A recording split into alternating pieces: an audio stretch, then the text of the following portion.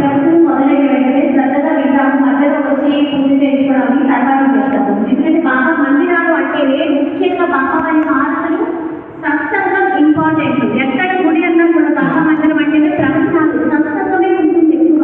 ఇక్కడ పూజా ప్రసంగంలో ఎక్కువ సత్సంగం కాబట్టి మనకి ఎక్కువగా మంచి మాటలు మనం వినడానికి ఇక్కడ సమయం అంతా ఉపయోగించాలి. కాబట్టి మధ్యలో ఎవరు వచ్చినా కూడా అక్కడ ఉన్న వాళ్ళైనా సరే కూర్చోండి అని కూర్చోబెట్టి ఎవరు రాకుండా అందరూ కోఆపరేట్ చేయడానికి ప్రార్థన.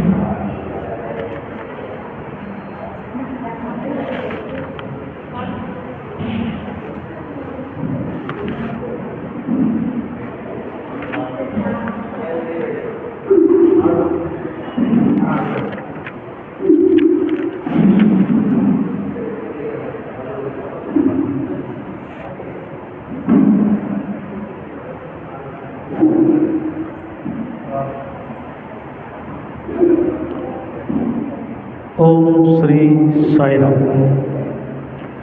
శ్రీ సచ్చిదానంద సమర్థ సద్గురు సాయినాథ మహారాజుకి జై శ్రీరామ్. జై శ్రీరామ్. జై శ్రీరామ్. అందరికీ నమస్కారం అమ్మా. దయచేసి అందరూ నిశ్శబ్దంగా కూర్చోండి. సెల్ ఫోను సత్సంగం అయ్యే వరకు సెల్ ఫోన్ ఎవరు కూడా ఆపరేట్ చేయొద్దు. ఏకాగ్రతతో మనం భగవంతునికి సంబంధించినటువంటి విషయాల్ని శ్రవణం చేయాలి. నవవిధ భక్తులలో మొట్టమొదటి భక్తి శ్రవణం. శ్రవణం, మననం, కీర్తనం, అర్చనం, నమస్కారం, పాదసేవనం, దాస్యం, సఖ్యత్వం, ఆత్మనివేదనం అని 9 రకాల భక్తులతో భగవంతుణ్ణి ఆరాధన చేయమని శాస్త్రాలు చెప్తూ ఉన్నాయి. వాటిల్లో మొట్టమొదటి శ్రవణం, అంటే భగవంతుడి గురించి తెలుసుకోవడం అనేది మొదట చెయ్యాలి. భగవంతుడు అంటే ఎవరు, ఆయన ఎందుకు మనం అర్చన చెయ్యాలి, ఎందుకు దాస్యం చెయ్యాలి, ఎందుకు ధ్యానం చేయాలి, ఎందుకు పూజించాలి, ఇవన్నీ కూడా మొదట మనం తెలుసుకున్నప్పుడు ఆయన మీద మనకు భక్తి ఏర్పడే అవకాశం ఉంటుంది. కాబట్టి భక్తి మార్గంలో మొదటిది శ్రవణం అని చెప్పారు. అందులో భాగంగానే ఈ సత్సంగ కార్యక్రమాల ద్వారా భగవంతుని గురించి తెలుసుకునే అవకాశం ఉంటుంది. కాబట్టి సత్సంగత్వే నిస్సంగత్వం, నిస్సంగత్వే నిర్మోహత్వం, నిర్మోహత్వే నిశ్చలతత్వం, నిశ్చలతత్వే జీవన్ముక్తి అని చెప్పడం జరిగింది. కనుక అనేక ప్రాంతాల్లో సత్సంగాలు జరగవలసిన ఆవశ్యకత ఉంది. ముఖ్యంగా భారతీయ ఆధ్యాత్మిక మార్గంలో ఎక్కడ సత్సంగాలు జరుగుతూ ఉంటాయో అక్కడ జ్ఞానం వచ్చే అవకాశం ఉంటుంది, భగవంతుని గురించి తెలుసుకునే అవకాశం ఉంటుంది, అప్పుడే భగవంతుని మీద భక్తి ఏర్పడే అవకాశం ఉంటుంది. కాబట్టి సత్సంగాల ద్వారానే భగవంతుడు మనకు సరైన పద్ధతుల్లో అర్థమవుతాడు. భగవంతుడు అంటే ఏమిటో అర్థం చేసుకోకుండా చేసే పూజలు, వ్రతాలు, తీర్థయాత్రలు ఇవన్నీ కూడా సంపూర్ణమైన ఫలితాన్ని ఇవ్వవు. అందుకని చూడండి, ఈనాడు మన ఆంధ్ర రాష్ట్రంలో గౌరవనీయులు శ్రీ గరికపాటి గారు కానీ, శ్రీ సామవేదం షణ్ముఖ శర్మ గారు కానీ, శ్రీ చాగంటి కోటేశ్వరరావు గారు కానీ, శ్రీ చిన్నజీయర్ స్వామివారు కానీ, శ్రీ గణపతి సచ్చిదానంద స్వామి వారు కానీ, వీరందరూ కూడా భగవంతుని గురించి ప్రవచనాలు చేస్తూ ఉంటే వాటిని వినడానికి ఎంతోమంది తండోపతండాలుగా వెళ్తూ ఉంటారు. వీరు వచ్చిన తర్వాత వీరి ప్రవచనాల కారణంగా ఆంధ్రదేశంలో భక్తి అనేది కొంత బాగా వ్యాపించడం జరిగింది. భగవంతుని గురించి అర్థం చేసుకొని తీర్థయాత్రలు చేస్తూ ఉన్నారు. ఇంతకుముందు భగవంతుడు అంటే ఏమిటో తెలియకుండా తీర్థయాత్రలకు వెళ్ళిపోయేవారు. కానీ వీరి ప్రవచనాల కారణంగా భగవంతుడు అంటే అర్థం చేసుకొని తీర్థయాత్రలు చేస్తూ ఉన్నారు. కనుక ఈ సత్సంగాలు, ప్రవచనాలు అనేది భగవద్భక్తికి, ఆధ్యాత్మిక జీవితానికి చాలా చాలా అవసరం. కనుక ఈ శ్రీశైల మహాక్షేత్రానికి శ్రీ భ్రమరాంబ సమేత మల్లికార్జున స్వామివారి పాదాల దగ్గర ఎలా అయితే చిన్న తిరుమల అంటారో ఆ విధంగా చిన్న శ్రీశైలంగా ప్రఖ్యాతి చెందుతూ ఉన్నటువంటి మన కింది శ్రీశైలం, కింది తిరుపతి అన్నట్టుగా కింది శ్రీశైలం, అటువంటి భవిష్యత్తులో ఒక పవిత్రమైనటువంటి క్షేత్రంగా పిలువబడే ఈ దోర్నాల అనే ఒకప్పుడు చిన్న కుగ్రామం, ఒక 4 హోటళ్ళు ఉన్నాయో లేదో, కానీ ఈనాడు మన దోర్నాల శ్రీశైల క్షేత్రంతో పోటీ పడుతూ ఎదుగుతూ ఉంది. దానికి కారణం శ్రీశైల భ్రమరాంబ మల్లికార్జున స్వామి వాళ్ళ దివ్య ఆశీస్సుల వల్ల. అటువంటి ఈ యొక్క కింది శ్రీశైలం అని పిలువబడే దోర్నాలలో వెలసినటువంటి ఈ అద్భుతమైనటువంటి సాయిబాబా మందిరం వెనకాల ఎన్నో కష్టాలున్నాయి, ఎన్నో నష్టాలున్నాయి. ఎంతోమంది తమ జీవితాల్ని త్యాగం చేసి రాత్రి పగలు కష్టపడి బాబాగారి అనుగ్రహం వల్ల ఈ మందిరాన్ని పూర్తి చేసుకుని బాబా విగ్రహ ప్రతిష్ఠ కూడా దిగ్విజయంగా పూర్తి చేసుకున్నారు. ఆ సందర్భంగా మీ అందరినీ కూడా మనస్ఫూర్తిగా అభినందిస్తూ ఉన్నాను. నేను గత 50 సంవత్సరాల నుంచి శ్రీశైలంలో తిరుగుతూ ఉండేవాడిని. అప్పుడు ఇక్కడ ఒక చిన్న షెడ్ ఉండేది. చిన్న షెడ్డులో, రేకుల షెడ్డులో బాబాగారి ఫోటో ఉండేది. బహుశా ఆ రేకుల షెడ్డులో ఉన్న బాబాను చూడడానికి నేను కూడా ఎప్పుడన్నా వచ్చానా రాలేదా జ్ఞాపకం లేదు. ఒక చిన్న రేకుల షెడ్డు కదా, ఏముంది అందులో చూద్దామని ఎప్పుడన్నా వచ్చి చూసుంటే ఆ గ్రిల్లులోంచి చూసుంటాం. ఎప్పుడు తెరిచి ఉండే అవకాశం తక్కువ. బాబాగారి ఫోటో కనిపిస్తే కనిపించి ఉండొచ్చు, బహుశా అది కింద ఉన్న ఫోటోనో నాకు తెలియదు. కానీ అలా చిన్న రేకుల షెడ్డు, ఆ రేకుల షెడ్డు కాస్త ఇంత పెద్ద మందిరంగా రూపుదిద్దుకుంటుందని నేను అనుకోలేదు, మీరు అనుకుని ఉండరు, ఎవరు అనుకుని ఉండరు. కానీ బాబాగారి యొక్క గొప్ప మహిమ ఏమిటంటే ఆయన ఒక వామనుడు లాంటి వాడు. వామనావతారంలో చిన్న పిల్లవాడు వచ్చేసి బలిచక్రవర్తిని 3 అడుగులు నేల అడిగి, ఆ 3 అడుగుల నేలే కదా తీసుకో ఇచ్చేస్తాను అంటే, ఆ బలిచక్రవర్తి ఆ యొక్క వామనుడు ఏం చేశాడంటే తన 2 పాదాలతో 3 లోకాలను ఆక్రమించాడు. ఈ మహానుభావుడు కూడా అటువంటి ఆయనే. ఆయన ఎక్కడ కాలు పెడితే అక్కడ మొత్తం ఆక్రమిస్తాడు. మీ శ్రీశైలం బాబా టెంపుల్ కూడా చూసి ఉంటారు. అక్కడ కూడా మొట్టమొదట 4 తడకలు కట్టి అందులో బాబాగారి ఫోటో పెట్టుకున్నారు. 4 తడకలు. ఆ 4 తడకలు కూడా ఒక 6 అడుగుల విస్తీర్ణంలో ఉన్నటువంటి స్థలంలో బాబా ఫోటో పెట్టి పూజ చేసుకోవడం మొదలుపెట్టారు.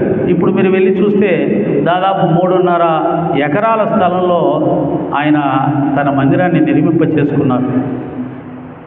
బాబాగారి మహిమ అటువంటిది. అంటే ఎంతో అదృష్టం ఉంటే కానీ ఆయన బిడ్డలు పూర్వజన్మ నుంచి రుణానుబంధం ఉన్నవాళ్ళు ఆ ఊర్లో ఉంటే కానీ ఆయన వచ్చి అక్కడ నిలవడు. అలాగా ఈ దోర్నాల్లో కూడా ఎవరో కొంతమంది పుణ్యాత్ములు ఉన్నారు, ఆయనతో ఉన్న రుణానుబంధం ఉన్న వాళ్ళు ఉన్నారు. వాళ్ళ కోసం ఆయన ఇక్కడ వచ్చి వెలిశాడు. వాళ్ళు ఎవరయ్యా అంటే మీలో అందరూ కావచ్చు, ఒకరినేముంది, అందరూ. ఎంతో అదృష్టం ఉంటే కానీ, ఎన్నో జన్మల పుణ్యఫలం ఉంటే కానీ గురువు లభించడు అని శాస్త్రం చెప్తుంది. దేవుణ్ణి అందరూ పూజిస్తారు కదమ్మా. క్షేత్రానికి, మందిరానికి అందరూ వస్తారు. మంచి వాళ్ళు వస్తారు, చెడ్డ వాళ్ళు వస్తారు. కానీ గురువు దగ్గరికి వెళ్ళాలంటే మాత్రం ఎన్నో జన్మల పుణ్యఫలం ఉంటే కానీ గురువు దగ్గరికి వెళ్ళలేము.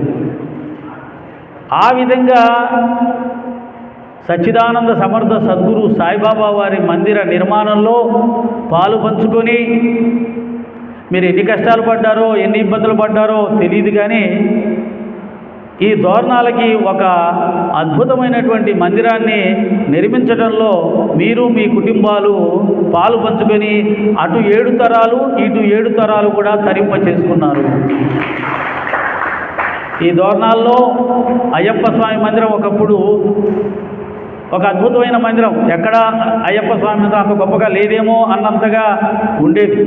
అదేవిధంగా ఇప్పుడు శ్రీ షిరిడి సాయిబాబా గారి మందిరం ఏర్పాటయ్యి ఈ యొక్క దోర్నాలకు మరొక మణిహారాన్ని మీరు అందించారు. విచిత్రంగా నేను ఆ రోజు మీటింగ్ వచ్చినప్పుడు విన్నాను, బహుశా అయ్యప్ప స్వామి భక్తుడి విగ్రహాన్ని కూడా ఇచ్చాడు అనుకుంటున్నాను.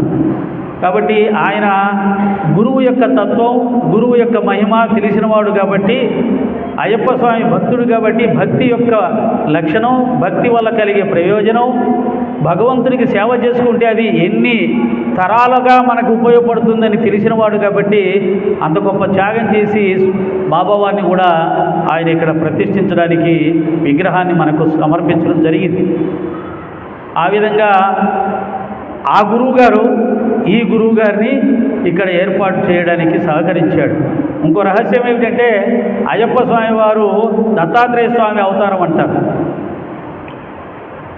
ఆ రకంగా ఈయన దత్తాత్రేయ అవతారమే కాబట్టి ఆయన ఈయన ఇద్దరు ఒకటే, రూపాలు వేరైనా నామం వేరైనా ఇద్దరు కూడా ఒకటే అని తెలుస్తుంది. సరే, మందిరం పూర్తి చేసుకున్నారు, ఎన్నో కష్టాలు పడి. ఇది ఎప్పటికైనా పూర్తి అవుతుందా అని నాకు డౌట్ ఉండేది. ఆ బస్సులో వెళ్ళి వచ్చేటప్పుడల్లా చూసి, బాబా ఇంకా ఎంతకాలం వాళ్ళకు పరీక్షలు పెడతావు, నువ్వు తలుచుకుంటే తప్ప అది పూర్తి అవ్వదు కదా. బహుశా వాళ్ళకి ఏదో కొన్ని పరీక్షలు పెట్టి వాళ్ళ భక్తిని పరీక్షించి ఈ మందిరాన్ని పూర్తి చేయించుకున్నాడు. భగవంతుని మార్గంలో, గురు మార్గంలో మనకు వచ్చే కష్టాలన్నీ కూడా పరీక్షలనే తలుచుకుందాం, మనకు పెట్టే పరీక్షలను తలుచుకుందాం. నిలబడతారా నిలబడరా. ఇప్పుడు ఈ మందిర ప్రెసిడెంట్ మా లక్ష్మి ఇక్కడ ఈ శ్రీరామనవమి సందర్భంగా సత్సంగానికి రమ్మంటే అప్పుడు సరే అని తల ఊపాను. మళ్ళీ మధ్యలో ఏదో చిన్న డిస్టర్బెన్స్ వచ్చింది, రాలేని లక్ష్మి అన్నాను. సరేలే అంకుల్ అనింది. మళ్ళీ బాబాగారు రాముడు నా మనసు మార్చి రావడానికి ఒప్పుకున్నాను. సరే, ఒప్పుకున్న తర్వాత ఏమైంది, నిన్నటి నుంచి సడన్గా ఆరోగ్యం పాడైంది. నేను చాలా సున్నితమైన వాడిని, చిన్న ఆరోగ్యం వచ్చినా కానీ తట్టుకోలేదు. అందుకని మామూలుగా ఎక్కడికైనా అయితే రాలేను అని చెప్పే వాడినేమో, అంటే బాబా గారి దగ్గర చీటీలు వేసి నిర్ణయం చేసుకుంటాను ఆరోగ్యం బాగాలేకపోతే. నిన్న ఆ చీటీలు వేయాలని కూడా అనిపించలేదు. కారణం ఏంటంటే మన దోర్నాల కదా, మన దోర్నాల. ఎందుకంటే నా శ్రీశైలం ఎంతో నాకు దోర్నాల కూడా అంతే. ఎన్నిసార్లు శ్రీశైలం వెళ్ళానో అన్నిసార్లు దోర్నాలకు వచ్చాను. కాబట్టి ఈ దోర్నాలకు వెళ్ళడానికి చీటీలు వేయడం ఎందుకు, కష్టమో నష్టమో వచ్చేద్దాం అని చెప్పి బస్సులో ప్రయాణం చేయలేను కాబట్టి కారులో వద్దామని చెప్పి కారు తీసుకొని రావడం జరిగింది. ఏదైతేవి మీ అందరికీ నాకు రుణానుబంధం ఉంది కాబట్టి ఈనాడు శ్రీరామనవమి సందర్భంగా రామాయణం గురించి, శ్రీరామచంద్రమూర్తి గురించి కూడా కొంత ముచ్చటించుకునే మహద్భాగ్యం మనందరికీ కూడా భగవంతుడు ఈరోజు కల్పించాడు. కాబట్టి మీరు ఇక్కడ కూర్చోగలిగారు, నేను కూడా రాగలిగాను. ఇక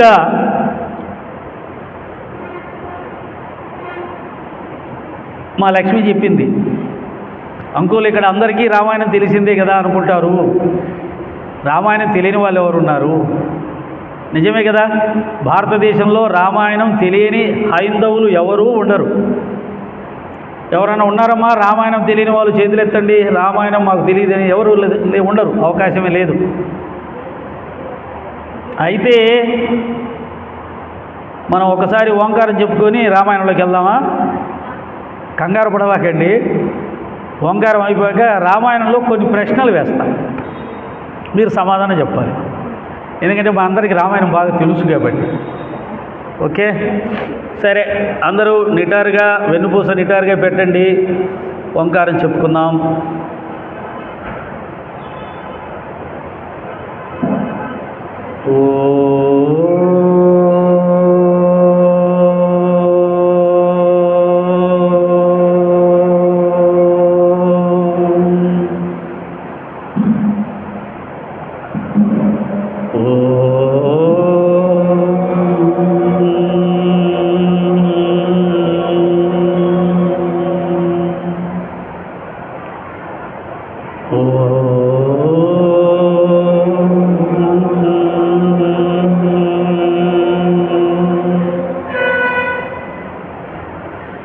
సరే, Sairam.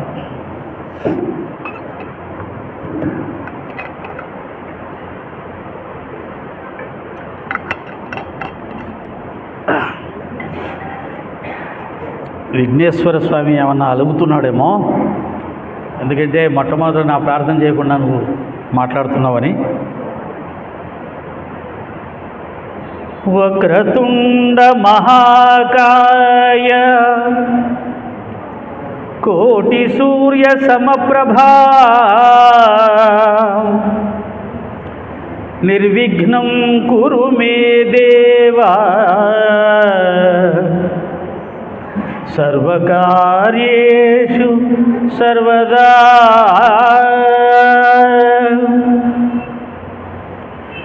Yeah కుందేందు తుషారహారధవళ yeah శుభ్రవస్త్రావృత yeah వీణావరదండమండితకరా yeah శ్వేత పద్మాసనా యా బ్రహ్మాచ్యుత శంకర ప్రభృతిభిర్దేవై సదా వందిత సా మాం పాతు సరస్వతి భగవతి నిశేషజాడ్యాపహ. గురుర్బ్రహ్మా గురుర్విష్ణుః గురుర్దేవో మహేశ్వరః గురు సాక్షాత్ పరబ్రహ్మ తస్మై శ్రీ గురవే నమః.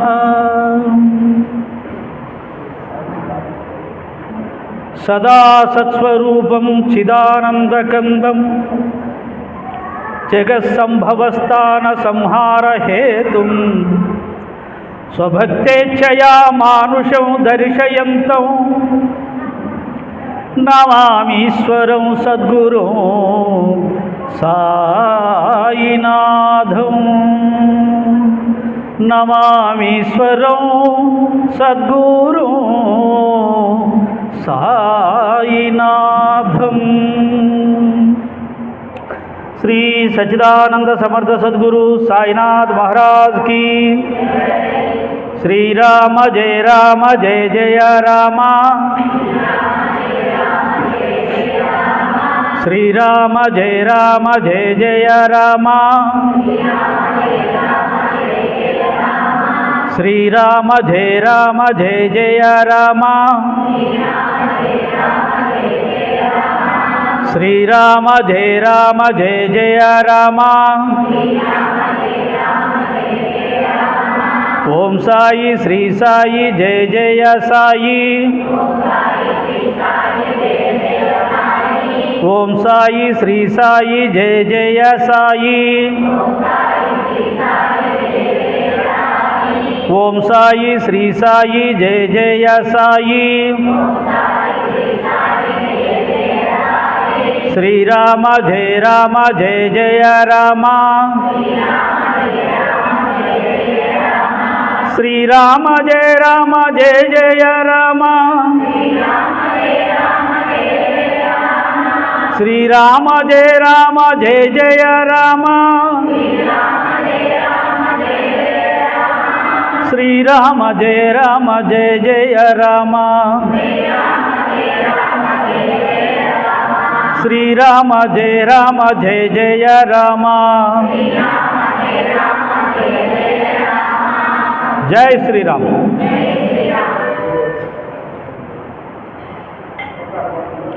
ఇప్పుడు పరీక్షలోకి వెళ్తున్నా.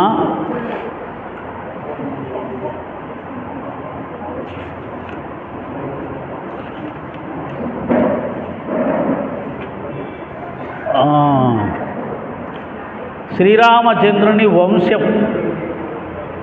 ఆయన ఏ వంశంలో జన్మించాడు? ఎందుకంటే మనం కేవలం రామాయణం విని వెళ్తే కుదరదు. రామాయణంలో కొన్ని విషయాలన్నా మనసుకు బాగా పట్టించుకోవాలి.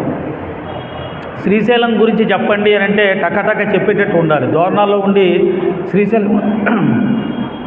శ్రీశైలం గురించి చెప్పండి అంటే అక్కడ భ్రమరామ మల్లికార్జున స్వామి ఉంటారు అని చెప్పి ఊరుకుంటే కుదరదు. ఇంకా ఏమేమి ఉన్నాయో చెప్పాలి. ఏమున్నాయి? పోయేటప్పుడు సాక్షి గణపతి ఉంది, ఉందా? క్షేత్రపాలకుడు ఎవరు? వీరభద్రస్వామి. పాతాళగంగ ఉందా? ఉంది. శిఖరం ఉందా? ఉంది. ఇంకా ఇలా అక్కడ ఏమి మల్లమ్మ కన్నీరు ఉంది. ఇలా ఉన్న ముఖ్యమైన విషయాలను చెప్పగలిగితే శ్రీశైలం గురించి తెలిసినట్టు లెక్క. కాబట్టి శ్రీరామచంద్రుడు ఏ వంశంలో జన్మించాడు? ఎవరు చెప్తారు? వెరీ గుడ్, చప్పటి కొట్టండి ఒకసారికి. సూర్యవంశం. ఇంకా ఇక్ష్వాకుల వంశం. విఠల్ రాసుకోండి. సూర్యవంశం అంటారు, ఇక్ష్వాకుల వంశం అంటారు. ఇంకొకటి ఉంది, రఘువంశం. రఘువంశం. ఈ పేర్లు ఎందుకు వచ్చాయంటే మొట్టమొదట వంశ మూల పురుషుడు ఎవరంటే సూర్యుడు. కాబట్టి సూర్యవంశం మొదటి పేరు. తర్వాత ఆ వంశంలో పుట్టి బాగా ప్రఖ్యాతి చెందినటువంటి రాజు రఘువు, లేదా ఆయనకంటే ముందు ఇక్ష్వాకుడు. అంటే ఆ వంశంలో ఎవరైతే ప్రసిద్ధి చెందిన రాజులు ఉంటారో వాళ్ళ పేరుతో కూడా వంశాన్ని పిలుస్తూ ఉంటారు. అలా వచ్చిన వారిలో ఇక్ష్వాకుడు మొదటివాడు. ఇక్ష్వాకు వంశం అని అంటారు. ఇక్ష్వాకు కుల తిలక అని పాడతాడు కదా రామదాసు. తర్వాత రఘు అనే రాజు కూడా చాలా గొప్పగా పరిపాలన చేశాడు కాబట్టి రఘువంశం అని అంటారు. అందుకని ఆయన ఏమంటారు? రాఘవ అని కూడా పిలుస్తారు. శ్రీరామచంద్రమూర్తిని రాఘవ అని కూడా పిలుస్తారు, రఘువంశంలో పుట్టాడు కాబట్టి. ఇది అందరూ చెప్తారు. శ్రీరాముని తండ్రి పేరు దశరథ మహారాజు. శ్రీరాముని కుల గురువు, నీ పేరమ్మా? సుభాషిని. Very good, Subhashini. చప్పటి కొట్టండి. ఆయన కుల గురువు వశిష్ఠుడు. శ్రీరామచంద్రుని కుల గురువు వశిష్ఠుడు. ఈ పేర్లు మర్చిపోతే రామాయణం మర్చిపోయినట్టే. మీ పిల్లలకు చెప్పాలి మీరు. శ్రీరామచంద్రుని మామగారి పేరు జనక మహారాజు. నీ పేరమ్మా? లక్ష్మి. చప్పట్లు కొట్టండి. శ్రీరామచంద్రుని మామగారి పేరు జనక మహారాజు. ఇంకొక పేరు ఉంది ఆయనకి, మిథిలా రాజు. కాబట్టి ఇంకో పేరు కావాలి ఆయన గుణాన్ని బట్టి.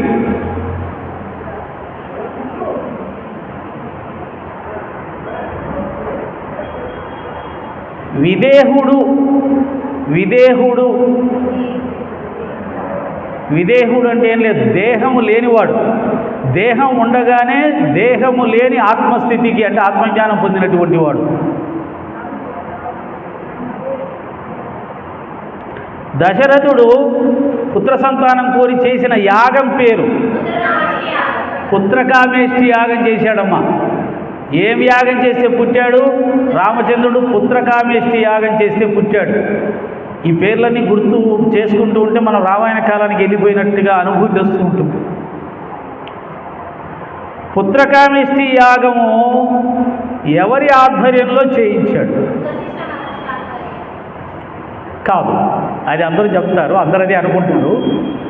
ఒక ముని ఆధ్వర్యంలో పుత్రకామేష్టి యాగం చేయించడానికి వశిష్ఠుడు ఆ మునిని పిలిపించి చేయిస్తాడు. ఋష్యశృంగుడు ఋష్యశృంగ మహాముని. పుత్రకామేష్టి యాగం చేసిన ఋషి పేరు, ముని పేరు ఋష్యశృంగుడు. ఆయన చాలా పెద్ద కథ ఉంది ఆయనకి, మళ్ళీ ఇప్పుడు అక్కడికి వెళ్తే లేట్ అవుతుంది. రావణాసురుని తమ్ముల పేర్లు. మంచి అమ్మాయి కాబట్టి ముందు మంచి ఆయన పేరు గుర్తుపెట్టుకుంది. ముందు కుంభకర్ణుడు అని ఉంటే మళ్ళీ వేరేగా ఉండేది, కాబట్టి ఆమె మంచి అమ్మాయి కాబట్టి విభీషణుడి పేరు గుర్తుపెట్టుకుంది. Okay, very good. రావణాసురుని భార్య పేరు. రావణాసురుని భార్య పేరు మండోదరి. పుస్తకాలు తెచ్చిన వాళ్ళు రాసుకోండి, ఇంటికి వెళ్ళాక మీ పిల్లలకి చెప్పండి ఈ విషయాలన్నీ కూడా. రావణాసురుని భార్య పేరు మండోదరి. రావణాసురుని చెల్లెలి పేరు శూర్పణఖ. అనగానే మీకు గుర్తు రావాలి కొన్ని గుణాలు. శూర్పణఖ లాగా మాత్రం ఉండకూడదు, మనం ఆడవాళ్ళు ఎవరు కూడా శూర్పణఖ లాగా ఉండకూడదు. శూర్పణఖ ఏం చేస్తుందంట? చాడీలు చెప్తుంది. చాడీలు చెప్పి రచ్చగొడుతుంది, గొడవలు పెడుతుంది, నాశనం చేస్తుంది. కాబట్టి ఎవరైనా ఆడవాళ్ళలో ఆ లక్షణాలుంటే శూర్పణఖ లాంటిదిరా అంటారు. కాబట్టి శూర్పణఖ పేరు మాత్రం తెచ్చుకోకూడదు మనం. ఓకే. సీతామాతను లంకలో ఉంచిన స్థలం పేరు అశోకవనం. సీతామాతని లంకలో ఉంచిన పేరు, స్థలం పేరు అశోకవనం. అమ్మాయి రామాయణం బాగా చదువుతుంది. ఆంజనేయ స్వామి వారి తల్లిదండ్రుల పేర్లు. కేసరి నందన,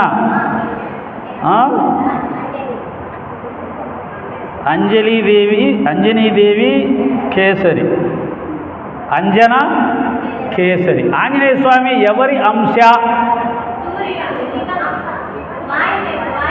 ఎవరి అంశ? శివాంశ. మీ ప్రెసిడెంట్ గారు చెప్పారు, శివాంశ. వాయుదేవుడు శివాంశను తెచ్చి అంజనీదేవికి ఇచ్చాడు. ఆ రకంగా వాయుపుత్ర అని కూడా అంటారు. ఆయనకి ముగ్గురు ఉన్నారు, శివుడు, వాయుదేవుడు, కేసరి.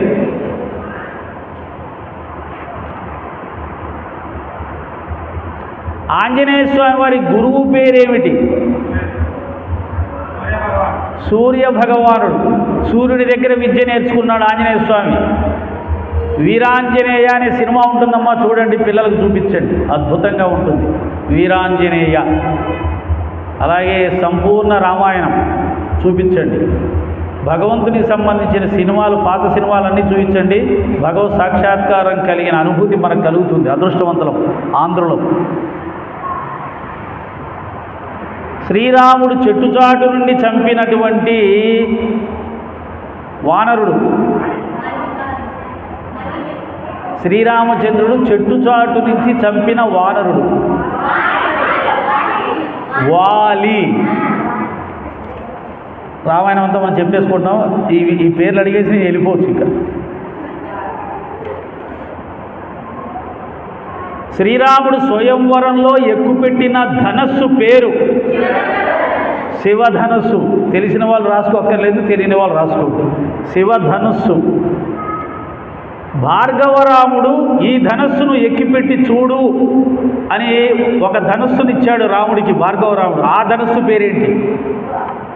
శివధనుస్సు అయితే ఇచ్చావయ్యా, నువ్వు అంత గొప్ప వీరుడు అయితే ఈ ధనస్సును పట్టుకొని చూడు అని ఇస్తాడు భార్గవరాముడు. దాని పేరేంటి? అది శివధనస్సు. ఇంకోటి ఏముంది? శివుడికి ఆపోజిట్టు. శివుడికి ఆపోజిట్టు అంటే శివుడు అంటే విష్ణువు రావాలి వెంటనే. విష్ణు ధనస్సు. విష్ణు ధనస్సును ఎక్కుపెట్టి చూడు, దీన్ని ఎత్తి చూడు, నీకు నిజంగా ప్రతాపవంతుడు అయితే ఈ ధనస్సును ఎత్తు అని ఇస్తాడు. దాన్ని విష్ణు ధనస్సు. దేవేంద్రుడిని జయించినటువంటి రావణాసురుడి కుమారుడి పేరు ఇంద్రజిత్. అంటే ఇంద్రుణ్ణి జయించాడు కాబట్టి ఇంద్రజిత్. దేవేంద్రుని జయించినటువంటి రావణాసురుని కుమారుడి పేరు ఇంద్రజిత్.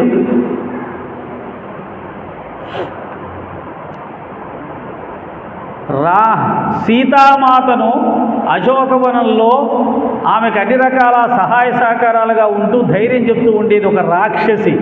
రాక్షసి అయినా మంచి రాక్షసి, దుర్మార్గుడైన మనిషి కన్నా మంచి రాక్షసిగా ఉండడం మంచిది. త్రిజట చప్పట్టు కొట్టాడు. వాలి కుమారుని పేరు అంగదుడు. వాలి కుమారుని పేరు అంగదుడు. అంగదుడు వెనకపోవడం తెలుసు కదా. ఏమండి, ఆయన కుమారుడి పేరు కూడా తెలుసుకోవాలంటే తెలుసుకోవాలి. ఎంత బలవంతుడంటే రావణాసురుడి దగ్గరికి వెళ్ళి, నా కాలు కదుపుకొనరా చాతనైతే, రాముడితో యుద్ధం ఎందుకు, రాముడి దాకా ఎందుకు, నా ఎడమ కాలు కదపడినా మీ చాతనైతే అంటాడు. అటువంటి అంగదుని ఎడమ కాలు కూడా కదపలేరు రావణాసురుడి సభలో ఉన్న ఎవరు కూడా. అంత బలవంతుడు అంగదుడు. నా కాలే కదపలేరు, నా ప్రభువుతో యుద్ధం మీరేం చేస్తారా అని చెప్పి ఒక తన్ను తన్ని వెళ్ళిపోయాడు. అది కూడా మామూలుగా వెళ్ళలా, రావణాసురుని కిరీటం ఎత్తుకొని వెళ్ళిపోయాడు. శ్రీరామచంద్రుని గంగను దాటించిన నావికుని పేరు, గంగా నదిని దాటిస్తాడు రామచంద్రుని, గట్టిగా చెప్పొచ్చు, గుహుడు.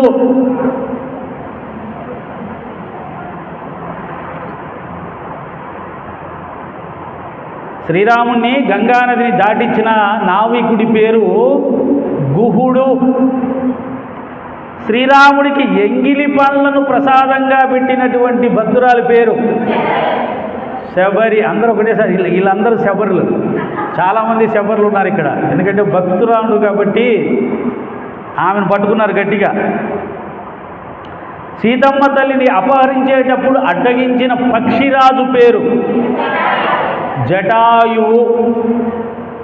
సీతమ్మ తల్లిని అపహరించేటప్పుడు రావణాసురుడితో యుద్ధం చేసింది ఒక పక్షి, జటాయు. జటాయువు అన్నగారి పేరు సంపాతి లేదా పంపాతి. సంపాతి రైట్. ఆంజనేయ స్వామి సముద్ర లంఘనం చేసేటప్పుడు ఒక రాక్షసి ఆయన మింగేయడానికి వస్తుంది, సురస. నువ్వే రైట్, నాకు నిన్న గుర్తురాక సింహిక అని రాసుకున్నా, సురసనే రైట్ అనుకుంటున్నాను. మళ్ళా రామాయణం చూద్దాం అనుకున్నాను, టైం లేక చూడలా. ఒకటేనా? సురస సింహిక అని అంటారేమో. ఓకే. ఆంజనేయుడు సంహరించిన లంకా నగర కాపలా రాక్షసి లంకిని. తాటకి రాముడు చంపినటువంటి తాటక సుబాహులు ఇద్దరిని కూడా. బంగారు లేడిగా వచ్చిన రాక్షసుడు మారీచుడు. బంగారు లేడిగా సీతమ్మ వారిని రావణాసురుడు అపహరించడానికి సహకరించినటువంటి రాక్షసుడి పేరు మారీచుడు. కొన్ని రామాయణంలో రాముడి యొక్క పరాక్రమం గురించి విన్నప్పుడు ఎంత ఆనందం వేస్తుందంటే, రావణ బ్రహ్మ వచ్చి మారీచుడి దగ్గరికి, నువ్వు మారువేషంలో వెళ్ళి సీతమ్మ వారిని ఆకర్షించి రాముడు ఆ కుటీరంలో లేకుండా బయటికి తీసుకెళ్ళు, అప్పుడు నేను వెళ్ళి సీతమ్మ వారిని అపహరిస్తాను అంటే, మారీచుడు చెప్పిన మాటలు నాకు చాలా ఆనందాన్ని ఇస్తాయి. ఓరి రామన,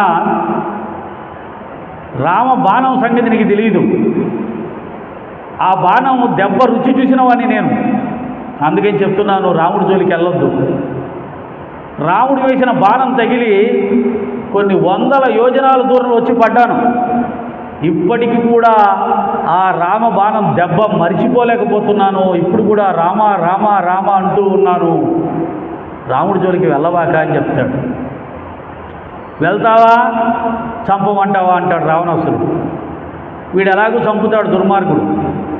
ఈ రాక్షసుల చేతిలో చనిపోయి నరకానికి వెళ్ళే బదులు పరమపావనుడైన రాముడి చేతిలో చనిపోయి నేను స్వర్గానికి వెళ్తాను కదా అని సాహసించి వెళ్ళాడు. అలా ఈ యొక్క మారీచుడి కథలో కూడా అద్భుతమైన రామ మహిమ. శ్రీరాముడికి లక్ష్మణుడికి విశ్వామిత్రుడు ఇచ్చినటువంటి 2 విద్యలు, బల అతి బల. గట్టిగా చప్పట్లు కొట్టండి, అమ్మాయి రామాయణం అంతా చెప్పేస్తుంది. ఇప్పుడు నేను ఏదైనా తప్పు చెప్పానంటే దొరికిపోతాను, నాకు ఇప్పుడు ఇబ్బంది కష్టాలు వచ్చాయి. శ్రీరాముని పాదధూళి సోకి శాప విమోచనం పొందిన స్త్రీమూర్తి అహల్య. అహల్య భర్త పేరు ఎవరు చెప్పింది? అమ్మ గౌతముడు. చప్పట్లు కొట్టండి. మీరు మీ పేరు గుర్తుపెట్టుకున్నారు కానీ మీ భర్తల పేరు మర్చిపోయినట్టుగా ఉంది, కాబట్టి గౌతముడి పేరు కూడా గుర్తుపెట్టుకోవాలి. Okay, very good. అందరూ పరీక్షలు పాస్ అయ్యారు. దీని ద్వారా కొంత మనం రామాయణాన్ని చాలా వరకు శ్రవణం చేసినట్టే, మొత్తం ఆ పేర్ల ద్వారా మొత్తం రామాయణం మొత్తం చూసినట్టే. ఓకే, మరొకసారి ఈ మహాభాగ్యాన్ని ప్రసాదించినటువంటి నా గురుదేవుడైన సాయిబాబా వారికి, ఈ మందర ప్రెసిడెంట్ మా లక్ష్మికి, ఈ కార్యక్రమానికి విచ్చేసినటువంటి మీ అందరికీ కూడా మరొకసారి శిరస్సు ఉంచి నమస్కరిస్తూ,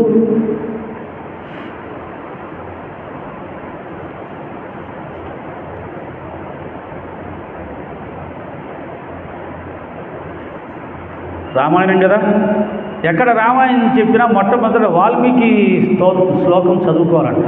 ఎందుకంటే వాల్మీకి మహర్షి ఆ మహాకావ్యాన్ని రచించాడు. అమ్మ, రామాయణం కేవలం కావ్యం కాదు, అది మన యొక్క జీవన విధానాన్ని తెలియజెప్పే అద్భుతమైనటువంటి జ్ఞాన భాండారం. వేదాలు, మనది వేదభూమి అంటారు. వేదాల్లో చెప్పబడిన విధంగా మానవుడు జీవిస్తే అతనికి మోక్షం వస్తుంది. అంటే మళ్ళీ మానవ జన్మ రాదు, జన్మ రాహిత్యం వస్తుంది, మోక్షం వస్తుంది. మానవ జన్మ వద్దు అనుకునే వాళ్ళు ఎవరు ఉన్నారా ఇక్కడ? చేతులు ఎత్తండి. మానవ జన్మ వద్దు ఎవరం అనుకోం. ఎందుకని? బాగుంది కదండి, హ్యాపీగా ఉంది. మానవ జన్మకు వచ్చిన కష్టం ఏంటి? చక్కగా భగవంతుడు తినడానికి అనేకమైన రుచులు ఇచ్చాడు, చూడ్డానికి పెద్ద టీవీ ఇచ్చాడు, మాట్లాడుకోవడానికి సెల్ ఫోన్ ఇచ్చాడు, తినడానికి అనేక రుచికరమైన పదార్థాలు ఇచ్చాడు, చూడ్డానికి అందమైన దృశ్యాలు ఇచ్చాడు, కట్టుకోవడానికి మంచి బట్టలు ఇచ్చాడు, వేసుకోవడానికి బంగారం ఇచ్చాడు. ఇన్ని ఉన్నప్పుడు మానవ జన్మ వద్దని ఎందుకు అనుకోవాలి? కాబట్టి వద్దు అనుకునే పరిస్థితి ప్రస్తుతం లేదు. ఒక 100-200 సంవత్సరాల క్రితం ఆ పరిస్థితి బాగా ఉండేది. కారణం ఎందుకంటే మన భారతదేశంలో 180% మంది పేదరికంలో ఉండేవాళ్ళు. మనందరం, మా తల్లిదండ్రులు కూడా పేదరికం నుంచి వచ్చి ఉంటారు. జొన్న రొట్టెలు తిని బతికి ఉంటాం, మనందరం కూడా సజ్జి రొట్టెలు తిని బతికి ఉంటాం. ఇంట్లో పడుకోవడానికి ఒక మంచం కూడా ఉండేది కాదు ఒకప్పుడు, కూర్చోడానికి కుర్చీ ఉండేది కాదు, తినడానికి ఇప్పట్లాగా 3 పూట్లు రైస్ తినే అంత అదృష్టం లేదప్పుడు. పంట లేదు, తినడానికి శక్తి లేదు, అన్నీ కష్టాలే, అన్నీ బాధలే. కాబట్టి ఆ రోజుల్లో అబ్బా వద్దురా నాయన ఈ మానవ జన్మ మళ్ళీ అనిపించేది. అలాగే అనేకమైన వ్యాధులు, రోగాలు, డాక్టర్స్ ఉండేవాళ్ళు కాదు, మందులు ఉండేవి కాదు. అలాంటి పరిస్థితుల్లో ఈ మానవ జన్మ వద్దు అని అనిపించేది. ఇప్పుడు నేను చెప్పిన సుఖాలన్నీ బ్రహ్మాండంగా ఉన్నప్పుడు మానవ జన్మ వద్దని ఎందుకు అనిపిస్తుంది? ఇంకా మళ్ళీ మళ్ళీ కావాలనిపిస్తుంది. ఎప్పుడు వద్దనిపిస్తుందో తెలుసా? ఏదన్నా బాగా జబ్బు చేసి తగ్గకుండా 1 నెల 2 నెలలు బాగా మంచం మీద పడిపోయి తినడానికి లేక, కదలడానికి లేక, మెదలడానికి లేక శరీరం శుష్కించిపోతుందనుకో, అప్పుడు అబ్బెబ్బెబ్బే నాయనోయ్ ఈ జన్మ వద్దు నాయనోయ్, ఏమి రోగాలు, ఏమి బాధలు. రోగాలు ముసురుకున్నప్పుడు, రోగాలు బాధ పెట్టేటప్పుడు ఈ మానవ జన్మ వద్దు అనిపిస్తుంది. బాగా మోకాలు నొప్పులుండి నడవలేని పరిస్థితుల్లో నడుస్తున్నావు అనుకో, ఏం తాత మళ్ళీ మానవుడిగా పుడతావా? వద్దురా నాయన, ఈ మోకాలు నొప్పులతో చచ్చిపోతున్నాను, నడవలేకపోతున్నాను అలాగే తిన్నది అరగట్లేదు, గ్యాస్ ప్రాబ్లం. ఏది తిన్నా కానీ కడుపులో మంట మంట మంట, కడుపంతా ఉబ్బిపోతూ ఉంది. అందరూ తింటున్నారు బాగా, నాకు తినడానికి లేదు. షుగర్ వ్యాధి బాగా ఎక్కువగా ఉంది, పెళ్ళిలో అందరూ స్వీట్లు లాగిస్తున్నారు, మనం స్వీట్ తిందామంటే లేదు. ఇలా రోగాలతో పీడించబడుతున్న వాళ్ళు మాత్రమే మానవ జన్మ వద్దు అంటారు. ఈ రోజుల్లో ఎవరికి డబ్బులకు కొదవ లేదు, బ్యాంకులో అందరికీ డబ్బులు ఉన్నాయి, అలాగే జబ్బులకు కూడా కొదవ లేదు, కావలసిన జబ్బులు ఉన్నాయి. అయితే ఈ డబ్బు చూసుకొని జబ్బులు అనేవి పెద్దగా మనల్ని ఇబ్బంది పెట్టట్లేదు కాబట్టి పర్లేదులే అని అనుకుంటాం. అందుకనే మోక్షం కావాలని, మానవ జన్మ వద్దని ఎవరికీ అనిపించట్లేదు. మా వాళ్ళు అంటారు అమెరికాకు వచ్చి సత్సంగాలు చెప్పండి అని. అసలు అమెరికాకు పోయిందే డబ్బులు సంపాదించడానికి. డబ్బులు సంపాదించడానికి వెళ్ళిన వాడికి సత్సంగం ఏంటి? సత్సంగం ఎవరికి? ఈ మానవ జన్మ వద్దురా బాబు, మోక్షం కావాలి నాకు అని ఎవరైతే అనుకుంటారో వారికి సత్సంగం. మరి మోక్షం ఎప్పుడు వస్తుంది? ఏ సుఖాలు అక్కర్లేదు మాకు అని ఎవరైతే అనుకుంటారో వారికి మోక్షం వస్తుంది. సుఖాల కోసం అమెరికా పోయి అమెరికాకు వచ్చి సత్సంగం చెప్పమంటే ఏం చెప్తావు? కాబట్టి అలాంటి చోట సత్సంగాలు కుదరదు అని ఆ విధంగా చమత్కారంగా చెప్పడం జరుగుతుంది. సరే, రామాయణం వేదంలో చెప్పబడినటువంటి జ్ఞానాన్ని అనుసరించి మనం జీవించాలి అనేది మన భారతదేశంలో ఋషులు, మునులు, గురువులు, సిద్ధపురుషులు మనకు చెప్పారు. వేదంలో చెప్పబడిన విధంగా నడుచుకోండి, అప్పుడు మీకు రోగాలు రావు, కష్టాలు రావు, అవమానాలు రావు, దెబ్బలాటలు రావు, ముసలితనం వచ్చినా సరే ఆరోగ్యంగానే ఉంటారు, చనిపోతే స్వర్గానికి వెళ్తారు. ఎప్పుడు? వేదంలో చెప్పిన విధంగా నడుచుకుంటే. మరి ఎంతమంది వేదం చదివాము? మనకెవరికి వేదాలు తెలియదు. వేదాలు చదవాలి అన్నా, అర్థం చేసుకోవాలన్నా అవి పండితులకు, బ్రాహ్మణోత్తములకు తప్ప సాధారణమైన మనుషులకు చదవడం వచ్చిన అర్థం కాదు. ఈ రోజుల్లో చాలామంది వేదాలు చదివేసేసి కమాన్ వేద చర్చలు చేద్దాం, శాస్త్ర చర్చలు చేద్దాం అని చిటికలు వేసి పిలుస్తూ ఉంటారు. నిజానికి వేదాలు, శాస్త్రాలు అంత సులభంగా అందరికీ అర్థమయ్యేది కాదు. వేదాల్లో అర్థం ఉంటుంది, అంతరార్థం ఉంటుంది, పరమార్థం ఉంటుంది. ఈ పరమార్థం అర్థం చేసుకుంటే తప్ప వేదం మనకు పూర్తిగా అర్థమైనట్టు కాదు. ఆ పరమార్థం కేవలం గురుముఖతః, గురువు ద్వారా విన్నప్పుడు మాత్రమే వేదం అర్థమవుతుంది. కాబట్టి అందరికీ వేదాలు చదివే అదృష్టం ఉండదు, తెలుసుకునే అదృష్టం ఉండదు, అర్థం చేసుకునే అదృష్టం ఉండదు. కాబట్టి ఆ వేదాల్లో చెప్పబడిన జ్ఞానాన్ని అనుసరించి శ్రీరామచంద్రమూర్తి తన యొక్క జీవిత కాలంలో వేదము ఏం చెప్పిందో, మానవుణ్ణి ఎలా జీవించమందో, ఎలా నడుచుకోమందో, ధర్మాన్ని ఎలా అర్థం చేసుకోమందో, ధర్మాన్ని ఎలా ఆచరించమందో ఆ విధంగా రామచంద్రమూర్తి ఒక్కడే భూమి మీద వేదం చెప్పిన విధంగా నడుచుకున్నాడు. కాబట్టి రామచంద్రుణ్ణి అర్థం చేసుకుంటే వేదం మనకు అర్థమైనట్టే. కాబట్టి రామాయణాన్ని, రాముణ్ణి ఎప్పుడూ ఎవరైతే గుర్తుపెట్టుకుంటారో వారు ధర్మం తప్పకుండా జీవించే అవకాశం ఉంటుంది. అందుకని రామాయణం చదవాలి. రామాయణం చదివితే వేదం చదివినట్టే, రాముని అర్థం చేసుకుంటే వేదాన్ని అర్థం చేసుకున్నట్టే. కనుక రామాయణానికి, రాముడికి, వేదానికి అంత దగ్గరి సంబంధం ఉంది. కనుక రామాయణాన్ని మనం ఖచ్చితంగా చదవాలి. కనుక అటువంటి కేవలం రావణాసురుని సంహరించడానికి మాత్రమే రామభద్రుడు జన్మించలేదండి.